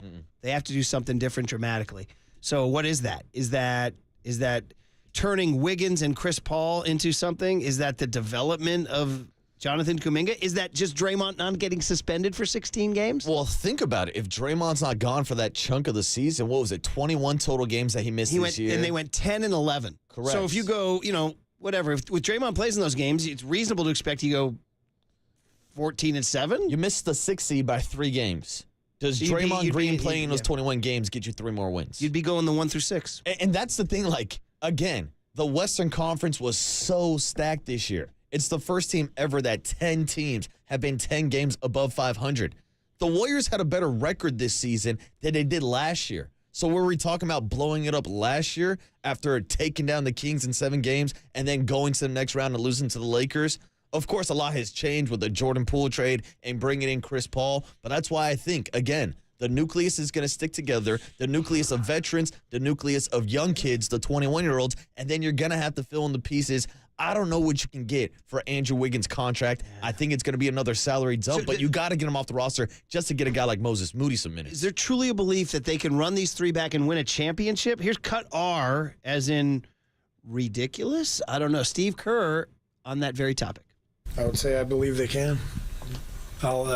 These guys are all still really damn good players. So hopefully we can re-sign Klay. Draymond and Steph are both, under contract. So we're going to roll it back next year. Man, we ran that earlier in the show, man, and roll it back. Now, is that just Steve Kerr saying what he has to say, injecting, putting on a brave face, where behind the scenes are like, what are we going to do?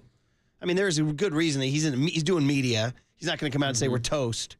We're toast. We got to blow the whole thing up. We actually have gotten our first trade Steph text.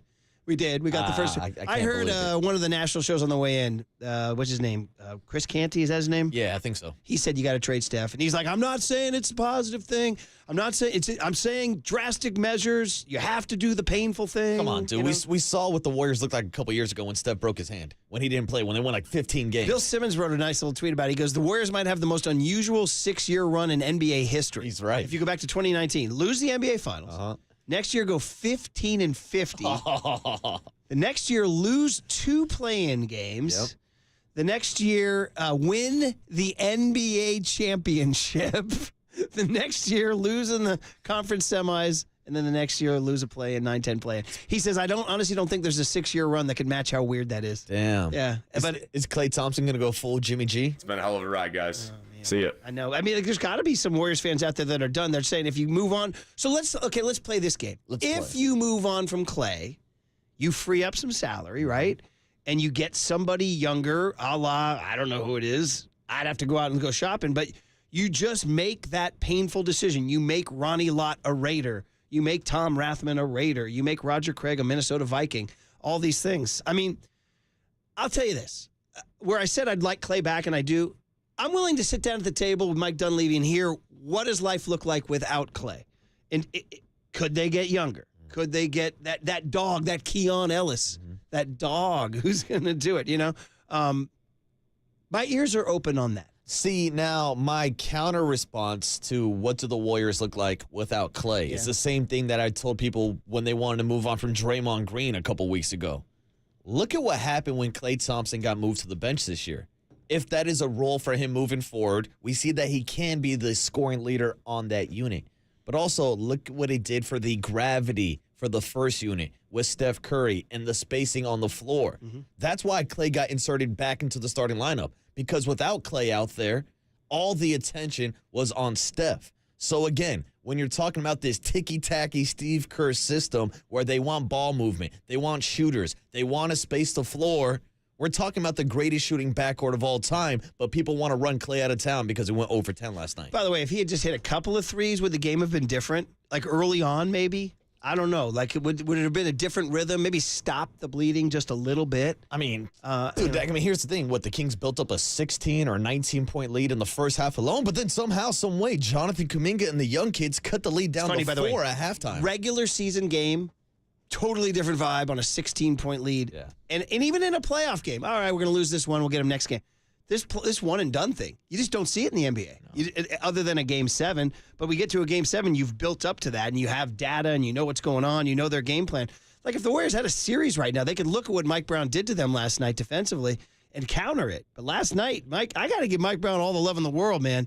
And it's what JD had floated it out there, that he can come at you, and he had a plan to absolutely terrify Steph Curry. And Steph, just all the fatigue of Steph showed last night. Yeah, and they were able to stifle Steph and the Warriors' offense. But you're right. If this series had 4 or 5 or 6 more games, then Steve Kerr could draw up more designs to have Kuminga attack the basket because that was the only thing working yesterday in that elimination game. Maybe tell Wiggins to wake up a little bit. Yeah. All right. Hey, we are proud. This segment sponsored by Marin Health, with top physicians, surgeons, and clinicians right here in the North Bay. Marin Health puts you closer to your best health, world-class care, closer than you think. It is an unusual morning because not only are the Warriors done, but the Giants are playing one of the earliest games I can ever remember doing this morning slot. 9:10 first pitch, 8:10 pregame, which means we got to get going. We got Kruko, and then we got 20 more minutes of big hit Warriors reaction from you guys next on the Sports Leader.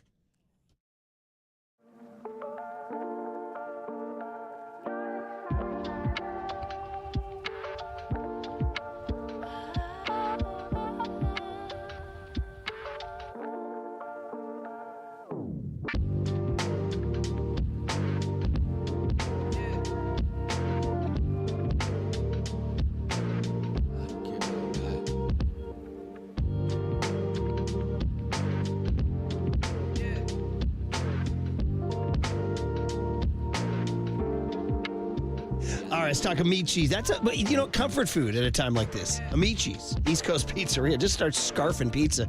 I made a joke on Twitter last night about the Warriors should just stop at the Nut Tree for a consolation ice cream. They said, how about a consolation Amici's? I said, that's even better.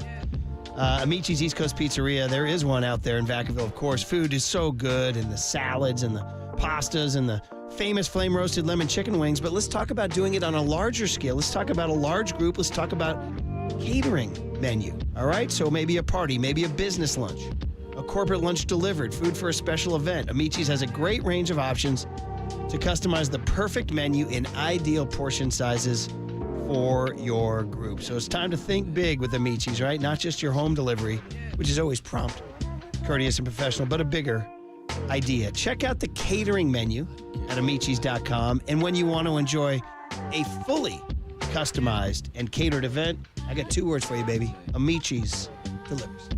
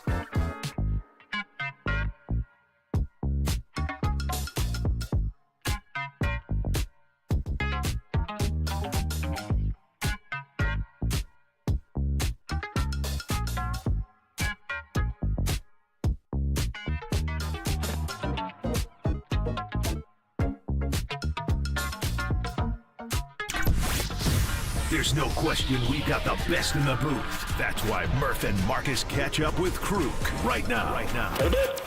On KNBR 104.5 FM and 680 AM. All right, our traditional Mike Krukow hit interrupts our Warrior post-mortem. Happy to get a break and talk Giants baseball early today, 9:10 a.m. First pitch, 8:10 pregame. Keaton Wynn going for the Giants. NorCal Honda sponsors Mike. Honda is value. Get a great deal now at your NorCal Honda dealers. Mike, before we get into the Giants, we always like to talk to you about the Bay Area sports world, whether it's the Niners and their quest, and then the Warriors last night getting stomped by the Sacramento Kings. And you know it. You've been through the, Steve Kerr talked about being an athlete and experiencing the highest of the highs and the lowest of the lows and how it's addictive and why you do it. Mike, last night was the lowest of the lows. So good morning. Any thoughts on the Warriors meeting an early demise? No, but I mean, it does remind you of just how hard it is to win it and plant a flag and be a champion. I mean, remember, I think back to, what was it, the previous series that they had in the playoffs where they went 4-3 and beat the Kings. You could feel the Kings coming. I mean, it's just a great fan base. I mean, I know Logan Webb right now he's ecstatic. He's so happy. Huge Kings fan. But and my son was at the game last night. He said it was an unbelievable atmosphere, as we all know. I mean, going to the Oracle Arena or Chase Arena and seeing the Warriors capitalize and bring it home. But last night they couldn't. But it just you tip your cap to the Kings and Mike Brown. They just did a great job. I mean, the Warriors have been playing great. They've been on fire. I'm thinking, okay, they're gathering steam coming in, and they fell flat. But that's sport. That's why there's no guarantees. That's why I don't bet. Talk to Marcus about that. Smart man, Mike. Yeah. Listen, okay, so we can get back to the Warriors and the big hit in just a second. We're going to talk Giants baseball. You have one, Marcus? Oh, yeah. I was just going to ask Mike what he thinks about the comparison between this Warriors dynasty and what we saw from the Giants, because we just went through the Brandon Crawford situation, Brandon Bell, guys who won championships here in San Francisco. There's been a lot of discussion about the future of guys like Klay Thompson, Draymond Green, and Steph Curry with the Warriors. Do you see any similarities on these guys who have brought champions to the city, but at some point the fan base wants to move on, Mike? Well, I don't know. I mean, some do, some don't. I mean, the thing about both teams is that they were embraced and they were trusted. And when you as a team can get everybody on board and they have a total belief in you, and you capitalize and you bring that flag home, you are forever remembered.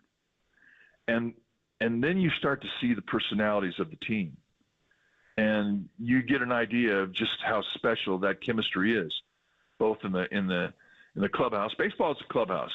Football and basketball, it's a locker room. And but you could feel the chemistry in the locker room for the Warriors and the clubhouse with the Giants, and they just were so fun to watch. And it was just so hard to believe that they could do what they did. And then when they did it, and we got to celebrate in the parades, and oh my gosh, it was historic for our region. It never really happened like that ever in the history of Northern California, where you had teams like that delivering at the same time. And then you throw in the Niners on top of all this stuff. Oh my gosh. It's just, it's such a cool region to win. I mean, and we'll talk about this. I know I want to talk about Kenny Holtzman, and he was on those 3A's teams back in the early 70s. And it's just magical when teams in the Northern California win, and how they're remembered and how deeply they're loved. So there's a lot of similarities between the Warriors and what the Giants did, but it's a lot of similarities to what the A's did and what the Raiders did. And it's just the coolest thing about it. When you win in Northern California, you are remembered and revered and respected. And as an athlete, what else could you ask for? Yeah, it is great. And it is such a rich and historic region for sure. Very, we treasure our guys, and the Warriors certainly have delivered, and they may not be done. Who knows? We'll see what they do. But right now, they got to absorb the pain. That's part of the deal. Mike, speaking of pain, last night, painful for the Giants, 6-3 loss. This guy named Ryan Weathers kind of shuts them down. They can't get the big hit when they need it, really. And then Jordan Hicks, his pitch count gets driven up. and the bullpen can't really hold a 2-2 game. What was your biggest, of all those different threads going last night, what was your biggest thread as to why they lost that ball game? Walks, and the walks scored. And I think that's one thing, when you take a look at their record right now, you can explain it that they are giving up 90-foot mistakes, but to the opponent's credit, they're capitalizing on it. And you go through spells like, look, when you're rolling, you'll have games, you'll walk 7 guys and nobody scores. And when you're not, you walk 3 guys and they all score and you lose by 1. I mean, that's just where they're at right now. So it's something to get cleaned up. I mean, Hicks threw the ball great last night. He only gave up 6 base runners and 3 walks and 3 hits. Well, you gave your team a chance to win. The pitch count got you out of the game. Well, what caused the pitch outs? I think he had 9 3-ball counts. So he wasn't as sharp. I think that pitcher, you'll get on a roll and you'll win 3 or 4 games in a row, or your team will win 3 or 4 games in a row, and you'll go deep in the game, 6, 7, 8, 9, whatever. But then your body doesn't come back on that one game, and you're a little flat. You don't have quite the zip on your fastball, or the snap on your breaking ball, or your location. You're a little off, and I kind of sensed that with Hicks. And to me, it was just another example of why this guy's going to have a good year. He kept his team in it. Even when he was struggling with command and he was issuing the 3-ball counts and he was running the total up, nobody was hitting him. And I love that about the guy. So they're in a funk right now, and I think it's caused by some 90-foot mistakes that they're just not able to prevent from crossing the plate. And that's, last night was, again, another chapter in that book. Offensively, Mike, we've seen this Giants lineup strike out double-digit times in the past 2 games. It seems like they're taking a lot of strikes. Have you noticed anything about the Giants' offensive approach this year? Yeah, they're taking a lot of pipe shots, and that gets back to the whole thing about making adjustments and cutting swing out and 2-strike counts, putting the ball in play. You put the ball in play, you have a chance for an error, a bad bounce. You have a chance to get a man on base. When you strike out, you don't. When you're standing up there and you're looking and in a 2-strike count and you're set on one pitch and you take a fastball right down the dish, that's hard for me to watch. But that is part of the philosophy that's around baseball. And it's all changed in the last 15 years. The hitting instructors want you to commit to speed. Look up for a pitch or look for a speed and commit to it. And sometimes, we've actually heard the last 4 years, we've heard guys come back in a 1-1 game where the Giants are down with 2 men on, 2 outs, and 2 strikes on the hitter, and he takes a fastball right down the dish and have the hitting instructor say, that's a good bet. You were committed to your speed. You were looking slider. You committed to it. And I understand that thought process, but it's hard to watch when you're taking really good hitting pitches in the middle of the strike zone. This team takes a lot of them. And I'd like to see that change a little bit. Agreed. And speaking of the lineup, 2 days in a row, it's a different look. I know it's a lefty going, Trevor Rogers today for the Marlins. But they faced other lefties, and they've gone this. So Slater leads off, Flores hits second, Jung-Hoo Lee in the 3-hole, Soler 4, Chapman 5, Estrada 6, Bailey 7, Ahmed 8, and then Tyler Fitzgerald is in for Conforto today. But how about this idea of Lee in the 3-hole and maybe a little jiggle of the lineup here, or what do you think of this new look? Well, Bob Melvin's looking for rhythm, and you're going to have a centerpiece in your lineup. I think, you'll get some debate as to where you put your best hitter, whether you put him in the 2 spot or the 3-hole. I always thought that was 3-hole, and you kind of build your lineup around that 3-hole. And the biggest compliment that you can give a big league hitter, especially a rookie, he's letting him play against left-handers if he's a left-handed hitter, or letting him play against right-handers if he's a right-handed hitter. This is the era of the platoon. But you don't platoon Jung-Hoo Lee. Jung-Hoo Lee can hit. He can barrel anything. And in a very short time, we haven't even got out of April yet, and this guy's locked into the 3rd spot because they want to create opportunities for him to cash in with men on base. And in the 3rd spot, you're going to see more men on base traditionally than you will as a leadoff hitter.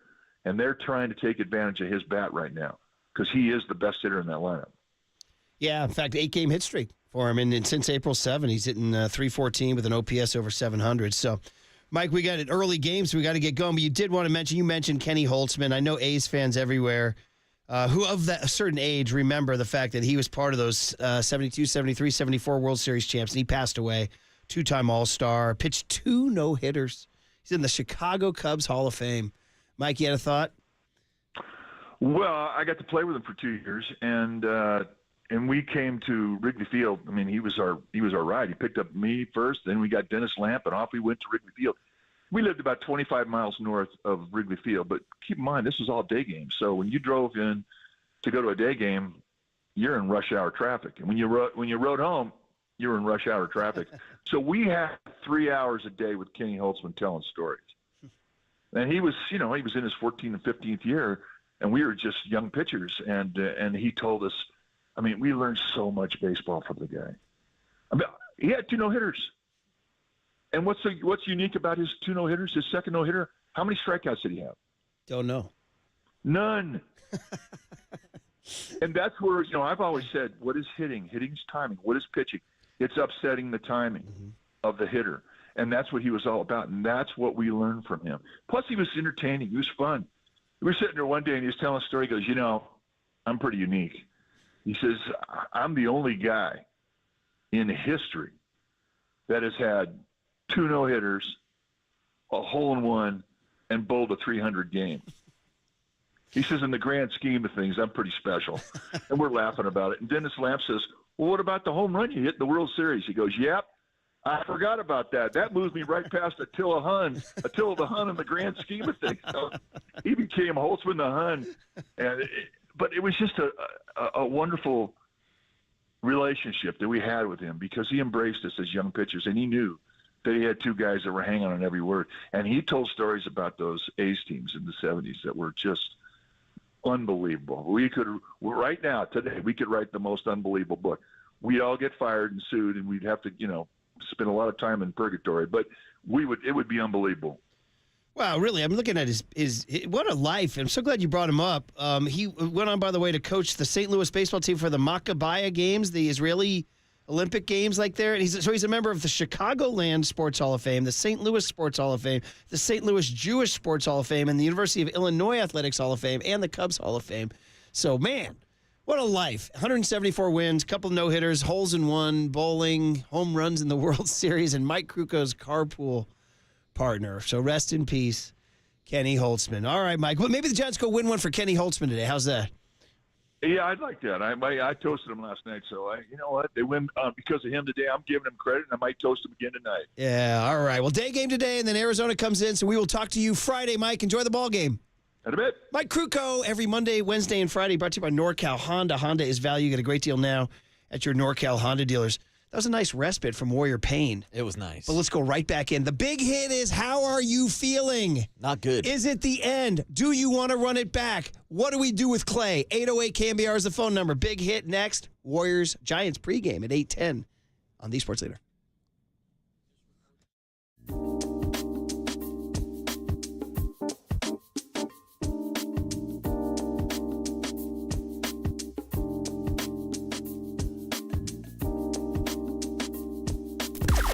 Now, from the O'Donnell Financial Group Sports Desk. Learn more at ODFIGroup.com. O'Donnell Financial Group, because planning is a process, not a product. Dirty Harry himself, Kyle Harrison, made an appearance yesterday on the Murph and Marcus show to start about his start of the season and some of the differences this year for the Giants underneath head skipper Bob Melvin. To hear that podcast and more, check it out now on KNBR.com and the KNBR app.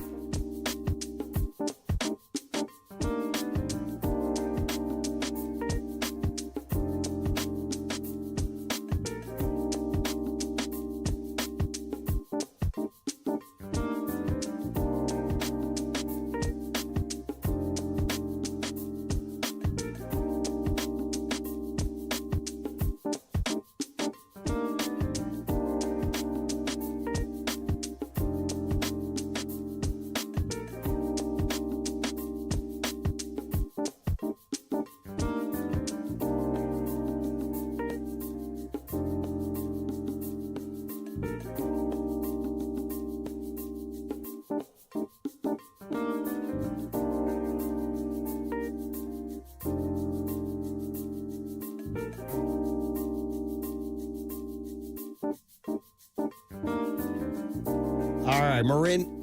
Oops, I jumped him a little bit. Marin Health, little 5-yard in sports neutral zone infraction. But I'm just so excited to tell you guys about the world-class operation that is Marin Health. We know North Bay has world-class beauty. What about world-class health care? It's not just the closest medical care, but the best. With a cardiology team that delivers treatment twice as fast as the national average, a world-class maternity care center with doctors and midwives available 24/7, an accomplished orthopedic team to get you back on the trail, and a partnership with UCSF that expands our world-class capabilities. It's all right here to get you closer to being at your best. Marin Health, world-class care, closer than you think.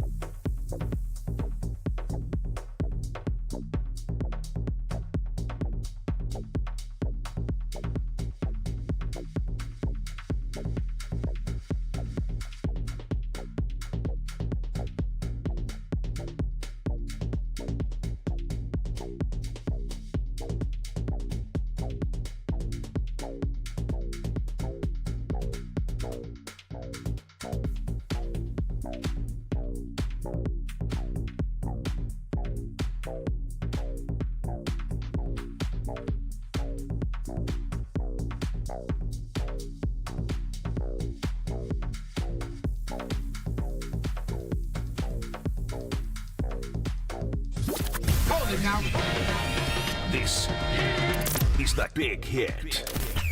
Sponsored by Benjamin Moore Paints. Experience the Benjamin Moore retail difference at their independently owned, authorized retailers today or at benjaminmoore.com. On KNBR 104.5 FM and 680 AM, the sports leader. We clearly weren't good enough, but not for a lack of effort or commitment from our guys. They were great all year.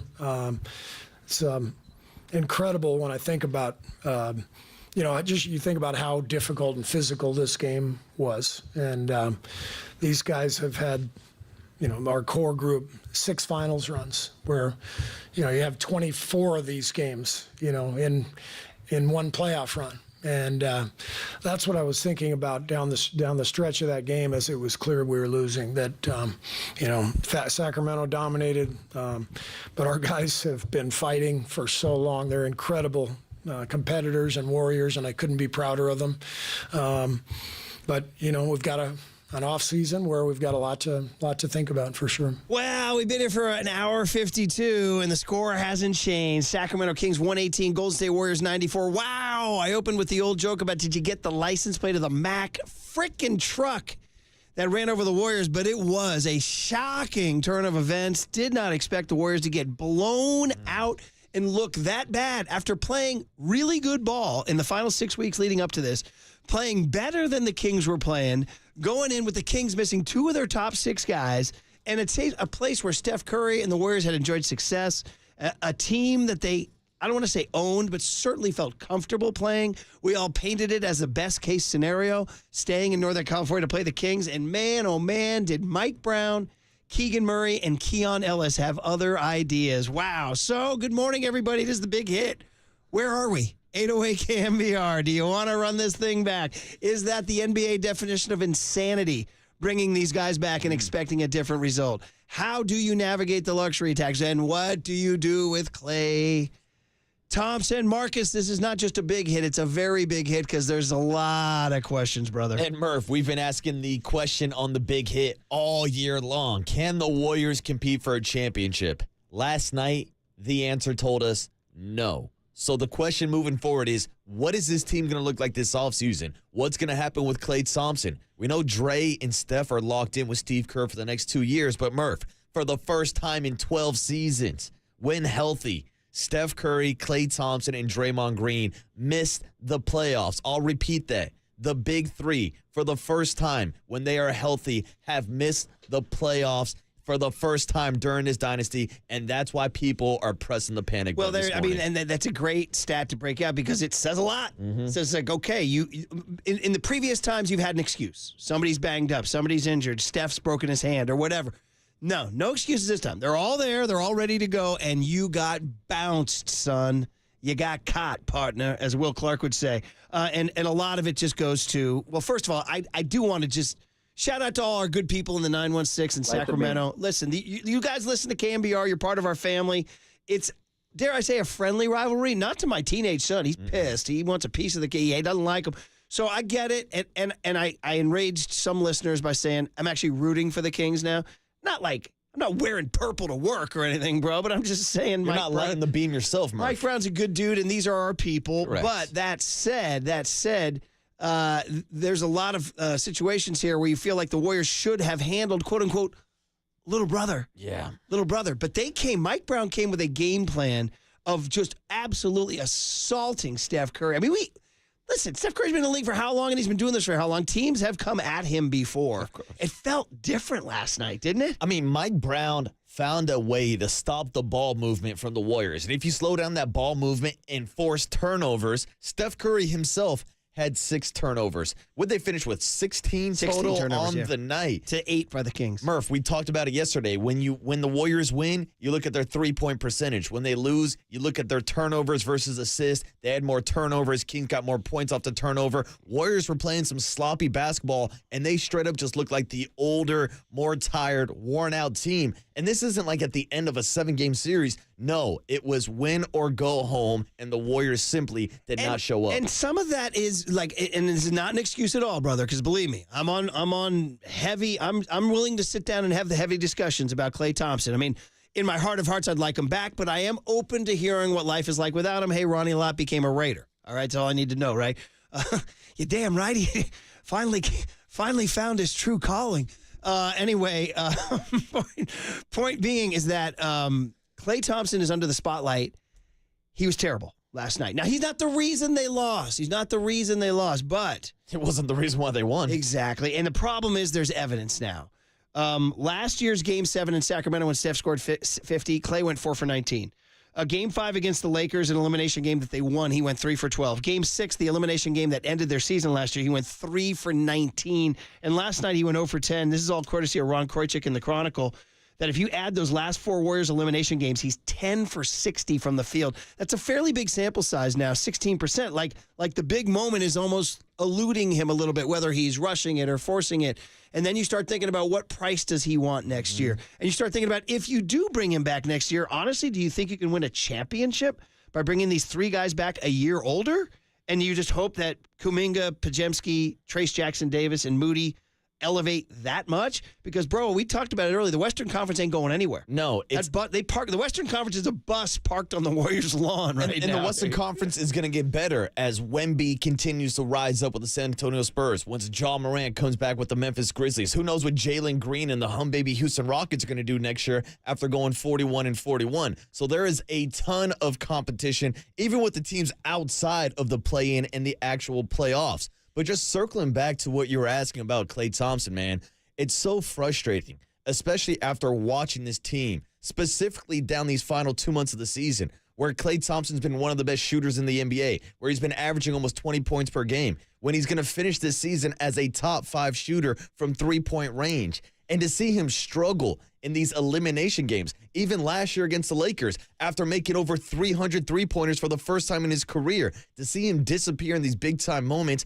after he created so many moments, after we nicknamed him Game 6 Klay. Yeah. To see him not show up in these big-time moments, it does raise the question. It's a fair question, but I think the answer, you're going to hear from Steph Curry. You're going to hear from Draymond Green. You're going to hear from Steve Kerr. These guys want Klay Thompson back. They want to run it back, or as Steve Kerr said, they want to roll it up again. Which is, I get that they're saying that. That's going down with the ship and everything like that, but is it the right move? Is it the right move? And then did Mike, this is the time where Mike Dunleavy and Joe Lacob stay in and say, listen, I understand your sentiment, but we got to do something different. Again, NBA definition of insanity. You can't expect this team to come back and beat, as you said, the Western Conference only getting better, dude. Cut T, Steve Kerr, though, he's defending his guy. We need Klay back. I mean, he's, I know he had a tough night tonight, but what he represents for us, the spacing, we're not a deep shooting team. We're a little top heavy. And, Klay's presence means so much to the spacing on the floor, to the flow of the offense, and he's still got good years left. And I know I speak for everybody in the organization. We want him back. Obviously, there's business at hand, and that has to be addressed with Klay's representatives and Mike and Joe. But what Klay has meant to this franchise, as good as he still is, we desperately want him back. Somebody texted in and said Steve Kerr artfully left himself an out there, saying there is business involved and it's up to Mike and Joe and his agent, so he leaves himself an out. Well, we did see how cutthroat Mike Dunleavy was last year. Yeah. After having that press conference about, Jordan Poole's going to be on the team. He's a part of our future. Then what was it, 3-4 days later, he was shipped out to Washington for CP3. You won't see him no more. No, he didn't. Dunleavy's a gangster. And they need to sit down and have the hard conversations that every dynasty has to have at the end. And I keep going back to the Niners because that's the only analogy. In my lifetime, and as we all know, I'm very old. There's only 2 dynasties that stand alone, and it's the Niners and the Warriors. Giants, that's 3, but they didn't. It was different core, really. It was like they changed pieces, Hunter Pence, Pat Burrell, Bumgarner, all that. This was like Steph, Klay, Dre, Joe, Ronnie. You know what I mean? Like Joe, Ronnie, Jerry for 3 of them. But anyway, the point is like that's the only analogy. And what happened to the Niners is it hit the end, and they had to disperse. Now, the difference was the Niners had Steve Young. Yeah. Now, there's no Steve Young on the Warriors right now. That Steve Young would be if they went and got, if they traded Dre, Wiggins, Klay, and Chris Paul and got some young second banana that will be Steph Curry's riding mate. Well, maybe that's an option. Maybe you have to make something drastic like that. Break bones, as they say. Well, that was the Bill Walsh approach and the rules that he lived by, right? Get rid of a guy a year too early instead of a year too late. But that's the question. Is it too late now to get rid of Klay and Draymond? Because you're not going to get that type of value. And going back to Kerr's comments about what Klay means, not only to the culture, but to the actual on-court spacing, the gravity that we talked about. When he got moved to the bench and came up with the second unit, he performed with the second unit, but look how much attention that put on Steph Curry with the first unit. You need shooters on this team to give Steph extra space. The problem is, when Klay's not making those shots, you're not really helping out spacing the floor. Mark Spears talked about at the trade deadline, he thought it was a big blunder to not go get a second scorer. Now, that would have meant trading a Kuminga, right? Now, maybe that gets you through this post. And his argument was you have Steph for only a limited amount of time. They didn't make that move, and that was blatant last night that they did not have that second scorer. So Mark Spears' argument would be, I'm guessing, I'm putting words in Spears' mouth, but hey, man, you want to win a game like last night, you had to make the big move for a second banana, a second scorer. And that's one of the big questions we were asking all year long. Can Jonathan Kuminga be that second scorer? Can he evolve into an all-star? He took huge strides this year, and the kid's still only 21 years old. And look at the spark that he gave the Warriors yesterday in the second quarter when he scored 6 straight going one-on-one with Sabonis. He was the spark plug last night. So that is a good sign moving forward. Moses Moody was a huge spark moving forward. But if Andrew Wiggins is still on the roster, you can't get any playing time for Moses Moody. Man, oh man. By the way, 559, who's a high-level texter with a pretty funny line, says, regarding Klay, it may be time to decommission the Nordic knife. Oh, not the Nordic knife. Stabbing me right in my heart. That made me laugh. Decommissioning, very funny. The ship's going down, Murph. 442, he says, Dub Nation will riot outside of Chase if the Dubs don't attempt to re-sign and let him walk without a legit offer. 408 on the Golden State Lumber Building Project. We've seen Curry hit so many shots in so many faces. Are we really going to say he needs shooters to spread around and get away from him? 3 for 7 from Curry wasn't the best either. Dude, the Kings, you can't say enough about what the Kings brought last night. I mean, we want to look at the Warriors. You got to step back and recognize what the Kings did last night. Put some respect on Mike Brown's name, and we have lots of Kings fans coming in. Oh, you guys, get it. Listen, we made a call. But you guys won. You guys steamrolled the Warriors. Enjoy your moment. Yeah, but doesn't mean I'm not making a call before the game. My call before the game was the Warriors are going to win. I know, Murph, this might surprise some people, but I don't think we're the first ever radio host to give a bad prediction before a game starts. 916 says, from a Kings fan's perspective, Kuminga's going to be a problem. His size and athleticism, his touch. By the way, today's the day. If we had $1 for every text from the 916 and 209, we've been buying Bob's Donuts for life, man. 925 says the Kings outplayed the Warriors. That's it. Simple. And so much of it just comes down to that one game. Now, why were you in a one game? Because you finished in the 10 seed. Why were you in the 10 seed? Well, you lost to New Orleans on Friday when you could have nailed down the 8 seed. You had a lot to play for in that. But also you had Draymond Green missing 21 games this year for various suspensions, and they went 10 and 11 in those games. And I think if Draymond Green is on the court for those 21 games, you can give the Warriors 3 more wins. Then we're talking about them being actually in the playoffs. But again, that's the craziest thing with the Western Conference this year, with 10 different teams being 10 games above 500. The Warriors finished with a better record this season than they did last year. So if you're looking for any signs of confidence, the Warriors were outstanding on the road, one of the best road NBA teams. There were signs of improvement, whether we're talking about what they did on the road, whether we're talking about the emergence of Kuminga or Trace Jackson-Davis or Brandon Podjemski or some of these younger guys. There are things to look forward in the future. The question is, how much of a future is there still for the big three in Steve Kerr? Now, we have a very unusual morning. Giants pregame starts at 8:10 this morning, 9:10 first pitch. So we got to squeeze in. Marcus in San Jose has been waiting. I want to get his call in at 808 KNBR. Marcus, good morning. You're on the big hit. How are you, dude? Good morning, guys. I'm good. How about yourselves? Well, I mean, got steamrolled, got smacked, got run over, brother. Definitely did. Shout out to the Kings. Y'all played the better game. Ran us off the floor last night. But I just wanted to say that I do want Klay back. My heart of hearts.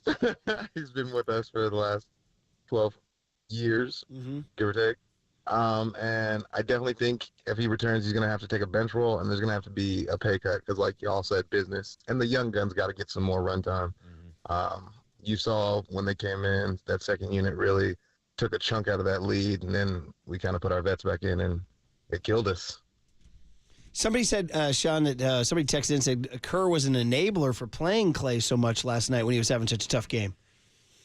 I would agree with that. Yeah. I definitely think in an important game like that, instead of beating the dead horse, it's clearly not being efficient. Let's get that young gun in that's firing on all cylinders. What was he, 6 of 8 for 15? Yeah. I want to say. Yeah. So he was on it, and I definitely think he could have helped. We got to get that youth movement in there. I think it's the only way they'll get experience. I think it's good that they got the play experience, but looking forward to next year. I hope Klay comes back, but you know, he's got to take a dramatic price. Yeah. Marcus, I feel your pain, buddy. Yeah, Moses Moody 5 of 8 for 16 points last night. Moody was going off, and I'm with Marcus too. Like, I felt my heart breaking a little bit more on every single clank from Klay Thompson. But also in the back of my mind, every time he missed a shot, I was wondering if that was going to lower his price tag this offseason. Seriously. And 619 says Klay Thompson has become Brandon Crawford. Time to move on. Oh, no. Obviously, these will be topics in the weeks to come, but we do have a baseball game, which means time for my Gotham news break here. Time now for your Giants Health Report, sponsored by Sutter Health. Well, Murph, the Warriors need to add some size this offseason. Maybe they can call up Sean Jelly because he's in the spotlight today for our Giants Sutter Health Report. Of course, he's been dealing with a right elbow sprain since earlier this season in spring training. But guess what? Jelly is scheduled to throw today live in action. He worked 3 scoreless innings in his first 2 rehab assignments with the AAA Sacramento Rivercats, and he's scheduled to pitch today. And that, my friends, is your Giants Sutter Health Report from the doctors who never stop answering your questions, the cardiac specialty centers that never stop helping hearts. Sutter is more than 220 hospitals and clinics that never stop caring for Californians. SutterHealth.org. All right. Well done, Marcus. Here we got 1 minute, 2 minutes left. Let's just read some of these great Golden State Lumber and Building Materials text. 310 says something that's pretty on point. He says, the effort and desire from the Warriors. He uses the word pathetic. I mean, that's a strong word. But he says, I was in the building, and the Warriors had no energy. They looked like a team they thought could just walk in and go through the motions and win. That was one of my observations. I was like, these guys were not ready for what the Kings are bringing. And some guy hit me on Twitter. He's like, bro, they're pro NBA players in a playing game. How are they not ready? I was like, I understand that. I think they still weren't ready. I think they were like, okay, we can do this. We've done this before. Who knew the Kings had this in their bag to say, like, you know what? Your time's over, bro. Who knew Keon Ellis was going to be out here smothering Steph Curry in the first quarter? He's a dog, my friend. And 310 goes on to say Kerr had a terrible game as well. He gave up on TJD. Did you want to see more TJD? Early on, it wasn't working. So in a one-game panic time, you got to get him out? And that's where I actually applaud him for making the adjustment in the third quarter, starting Kuminga in that lineup instead of TJD. But you saw the Kings go on to blow the Warriors out of the game in the third quarter, so obviously that wasn't the right move either. 707 says it looks like Steph did not give the "if you get on this bus" speech even to himself. Oh no, my friend! They got ran over by a bus. Oh man! And 408 says cousin Vinny from Gilroy ends it with, if there is a 30 for 30 on the Dubs, there's no way that ends with Klay going 0 for in his final game. I hope he comes back for an ending he deserves. He can't go out like that. All right. Another texter said, why don't we just pick up this thread tomorrow? It's time for Giants baseball. All right.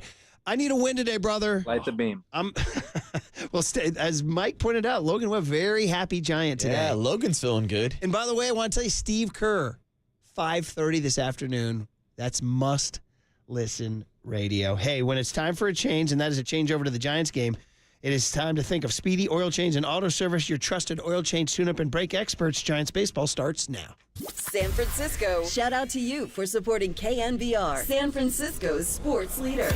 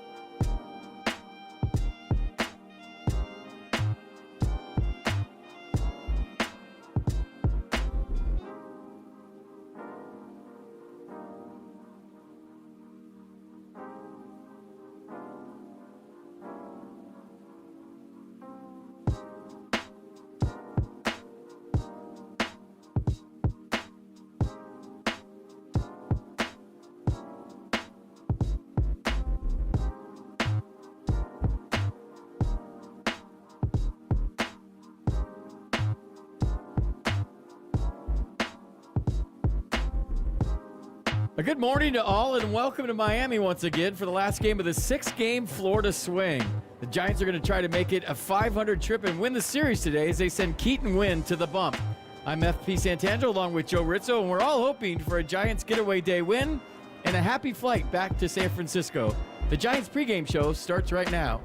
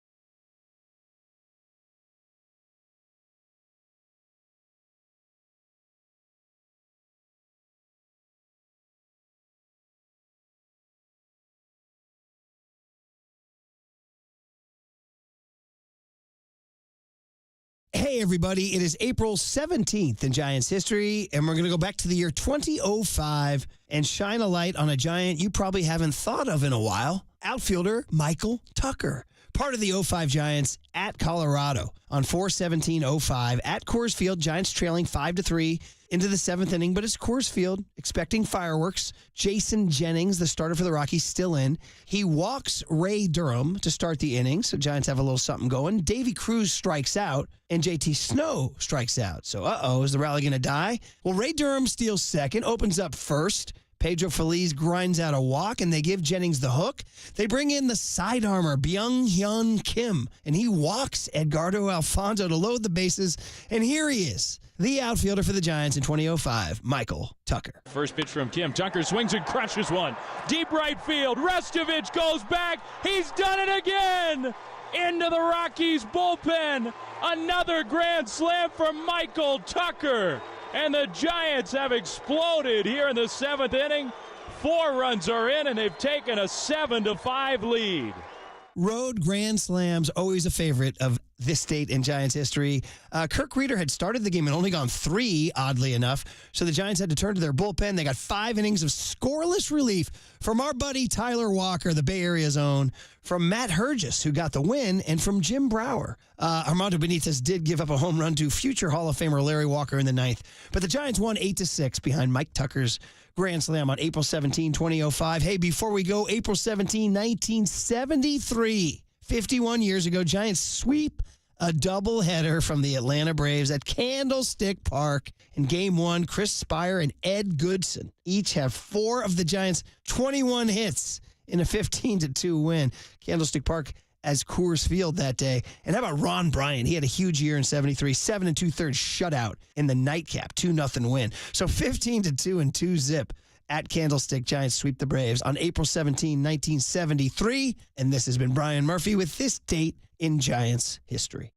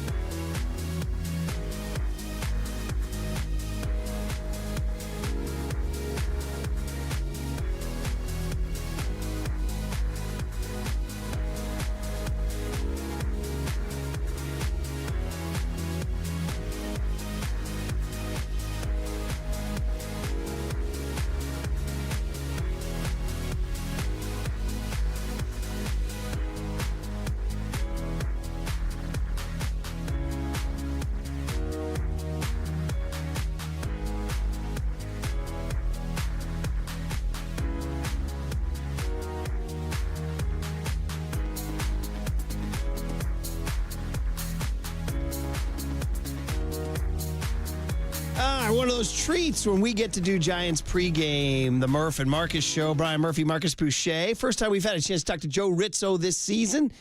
Did it last summer. Joe, we want to say a hearty good morning from the West Coast. Almost still morning in Miami, 11:17. A little breakfast with Rizzo. Good morning, Joe. How are you? Good morning, Joe. Good morning, guys. This really is a treat. Yes, it is still morning. This is the earliest start time in baseball today, and certainly one of the earliest ones all year for the Giants. So let's go, and it's a long flight awaiting everybody after this game. So it would be nice to get one more and perhaps carry a little momentum into a long homestand starting tomorrow. Sure. Yeah, for sure. Hey, and before we, it's what the whole Bay Area is talking about. It ended late, though. Were you guys in Miami able to see?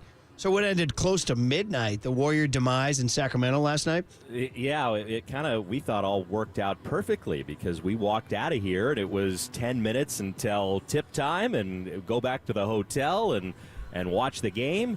And by the third quarter, we were kind of over it. So, yeah, so it goes. Yeah, Joe, any chance you've seen Logan Webb walking around the clubhouse in a Kings jersey or chanting "Light the Beam" at all this morning? No, kind of staying away from Logan today. We'll let him do what he needs to do, and I'm sure he's a happy guy right now. His team finally got one. He is a very, very happy guy, and he's a true Kings fan, so congrats to Logan and all the Kings fans.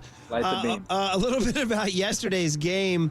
I mean, so what's your take on the double plays, the failure to turn double plays? Did that cost the Giants, or were those just, do you think, the way, how hard the balls were hit and the speed of the runners we weren't going to turn to, or do you think the Giants missed opportunities? Well, so the one where Fitzgerald came off the bag, right? It was an unusual play. The feed from Chapman it wasn't great. They weren't going to turn that double play, and the tying run was going to score anyway.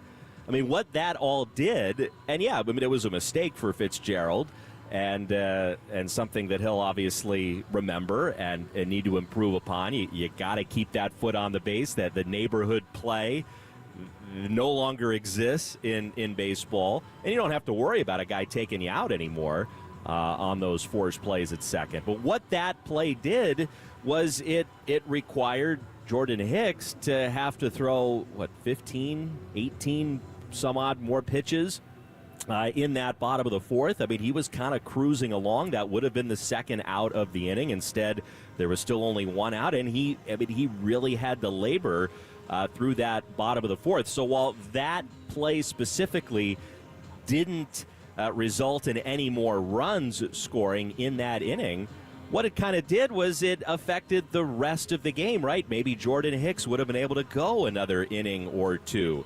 And then, that kind of bullpen meltdown that you had in the sixth, which hadn't been happening really for weeks, maybe that doesn't happen. So just one little play, it didn't affect things necessarily in that moment, and that the game stayed tied regardless. But you never know what kind of an effect it can have 2, 3, 4 innings later. So little stuff like that, when you're in a tight ball game, it can absolutely add up and make a difference. Yeah, difference between winning baseball and losing baseball. And right now, the Giants at 7-11 playing a little losing baseball. They'll try to get a win today, which we'll talk about with Joe Rizzo on the Talkback. Murph and Marcus, breakfast with Rizzo in Miami, next on the Sports Leader.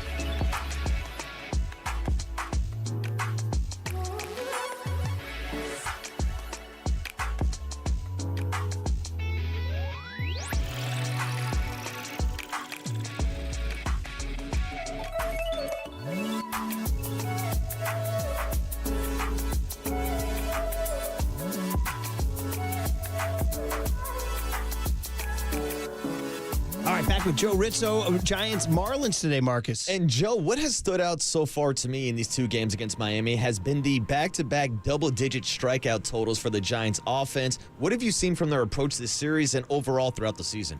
Well, one thing we've noticed with what the Marlins pitchers have done here in this series, a lot of off-speed stuff, a lot of breaking stuff, the changeup as well, and it's going to be up to the Giants to make that adjustment because, well, who are they facing today? They're facing another lefty, which is what they saw yesterday, and they're not really facing an overpowering guy in Trevor Rogers. He's kind of that crafty, low 90s changeup slider. He, I'm sure, has seen what has worked well for Marlins starting pitchers in this series. And he's going to, I think, force the Giants to make that adjustment. So we'll see if the Giants can do that. I think a lot of the offensive struggles have been well documented this year for this Giants team. The lack of the clutch hit, batting with runners in scoring position. I think it's been better on this road trip. Certainly that's what's led the way in the wins they've gotten here on this trip, and maybe taking too many hittable pitches in the zone, especially early in the count.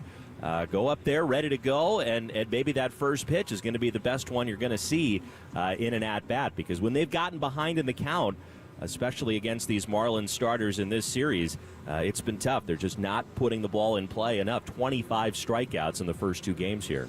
By the way, it's an interesting stat. The Giants haven't won a series there since 2016. 6 consecutive series. Is there something weird about Miami, Joe? Because those aren't dynasty clubs. No, go figure, right? I mean, the Marlins, they won the World Series in 2003, right? And then they didn't make the playoffs again until the 2020 year, and that was the weird year, and half of baseball made it. And they finally made it again last year as a wild card. It's not as if the Marlins have been churning out these contending teams during this streak. So go figure. There are just some teams, it seems like, where the Giants struggle on the road regardless of where they are in the standings. But something has to give here today, because you mentioned the streak, 8 years since the Giants have won a series here. And then on the other side, the Marlins, I mean, we're here April 17th. They haven't won a series, period, yet this year. Home, road, against anybody. So they're looking to break through. So we'll see which streak ends here this morning. Tonight feels all of a sudden a 12-10 Wednesday April game between the Giants and Marlins is rife with tension here. I love it, man. It's good stuff. Joe, listen, you're doing a great job on the call. You and FP, you guys sound great. So we'll let you go. Get prepared. And we sure thank you for the talk back and enjoy the game. Yeah, thanks, Joe. I appreciate it. Thanks, guys. That's Joe Rizzo. Dude, how do you not win a series since 2016 in Miami? Someone's streak has got to end today, Murph. I mean, in 2021 when they won 107, did they go to Miami? I'm sure they did, didn't they? They must have. And they didn't win the series. What is it about Miami? I think when you get down there, I think I've heard FP talk about this before. Like, it's weird. Plays with your brain that it's empty. You know what I mean? It's like weird. It's like, are we in a big league game? I was actually going with like the other angle of like guys going out in Miami. South Beach? Yeah, you know, enjoying South Beach a little bit too much. Hey, real quick, we got 30 seconds here. Keaton Wynn going to take his 4th start of the year. Did you realize he's the new Logan Webb, 3rd lowest in Major League Baseball among run support? He's the new Logan Webb. Light the beam. So he was rooting for the Kings last night too. Yes, he was. All right, guys. Well, listen, it's fun for us to do this little pregame. We got Giants early baseball, 9-10 first pitch, and they say award-winning Diamond Notes next on the Sports Leader.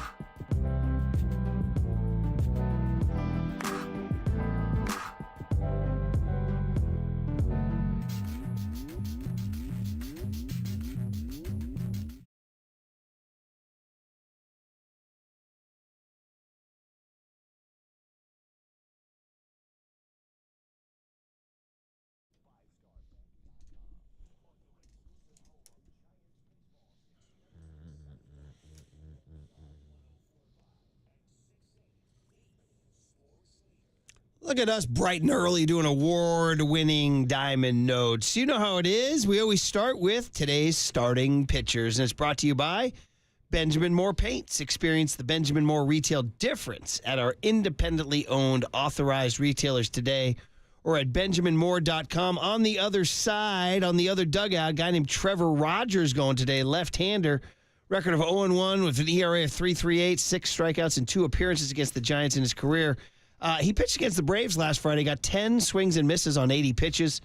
He is looking to further improve upon his 4.80 ERA and 1.87 whip this season. We did hear from Joe Rizzo that he's a soft tosser, and that could tie the Giants up in knots. Meanwhile, Keaton Winn takes the ball for the Giants today. 4th start of the year, 1st career appearance against the Marlins. And how about a tough deal, Marcus? He has never pitched with a lead at any point this season. Hope that changes today. As you said, the new Logan Webb. But we'll see if he can get some run support today because Who's Hot, sponsored by Valley Heating, Cooling, Electrical, and Solar, locally and family-owned for 62 years, puts a spotlight on the grandson of the win, Jung-Hoo Lee, who lined an 8th-inning single yesterday to extend his current hitting streak to 8 games. And get this, Jung-Hoo Lee is slashing now .314 with 2 doubles, 2 walks, 2 steals, and 6 runs scored since April 7th. And maybe we should start calling him the grandson of the hard hit ball. He's got 32 of them this season, which ranks 7th in the MLB entering today. All right, buddy, here we go as we continue to motor along on award-winning Diamond Notes with our keys to the game, sponsored by Stevens Creek Infinity,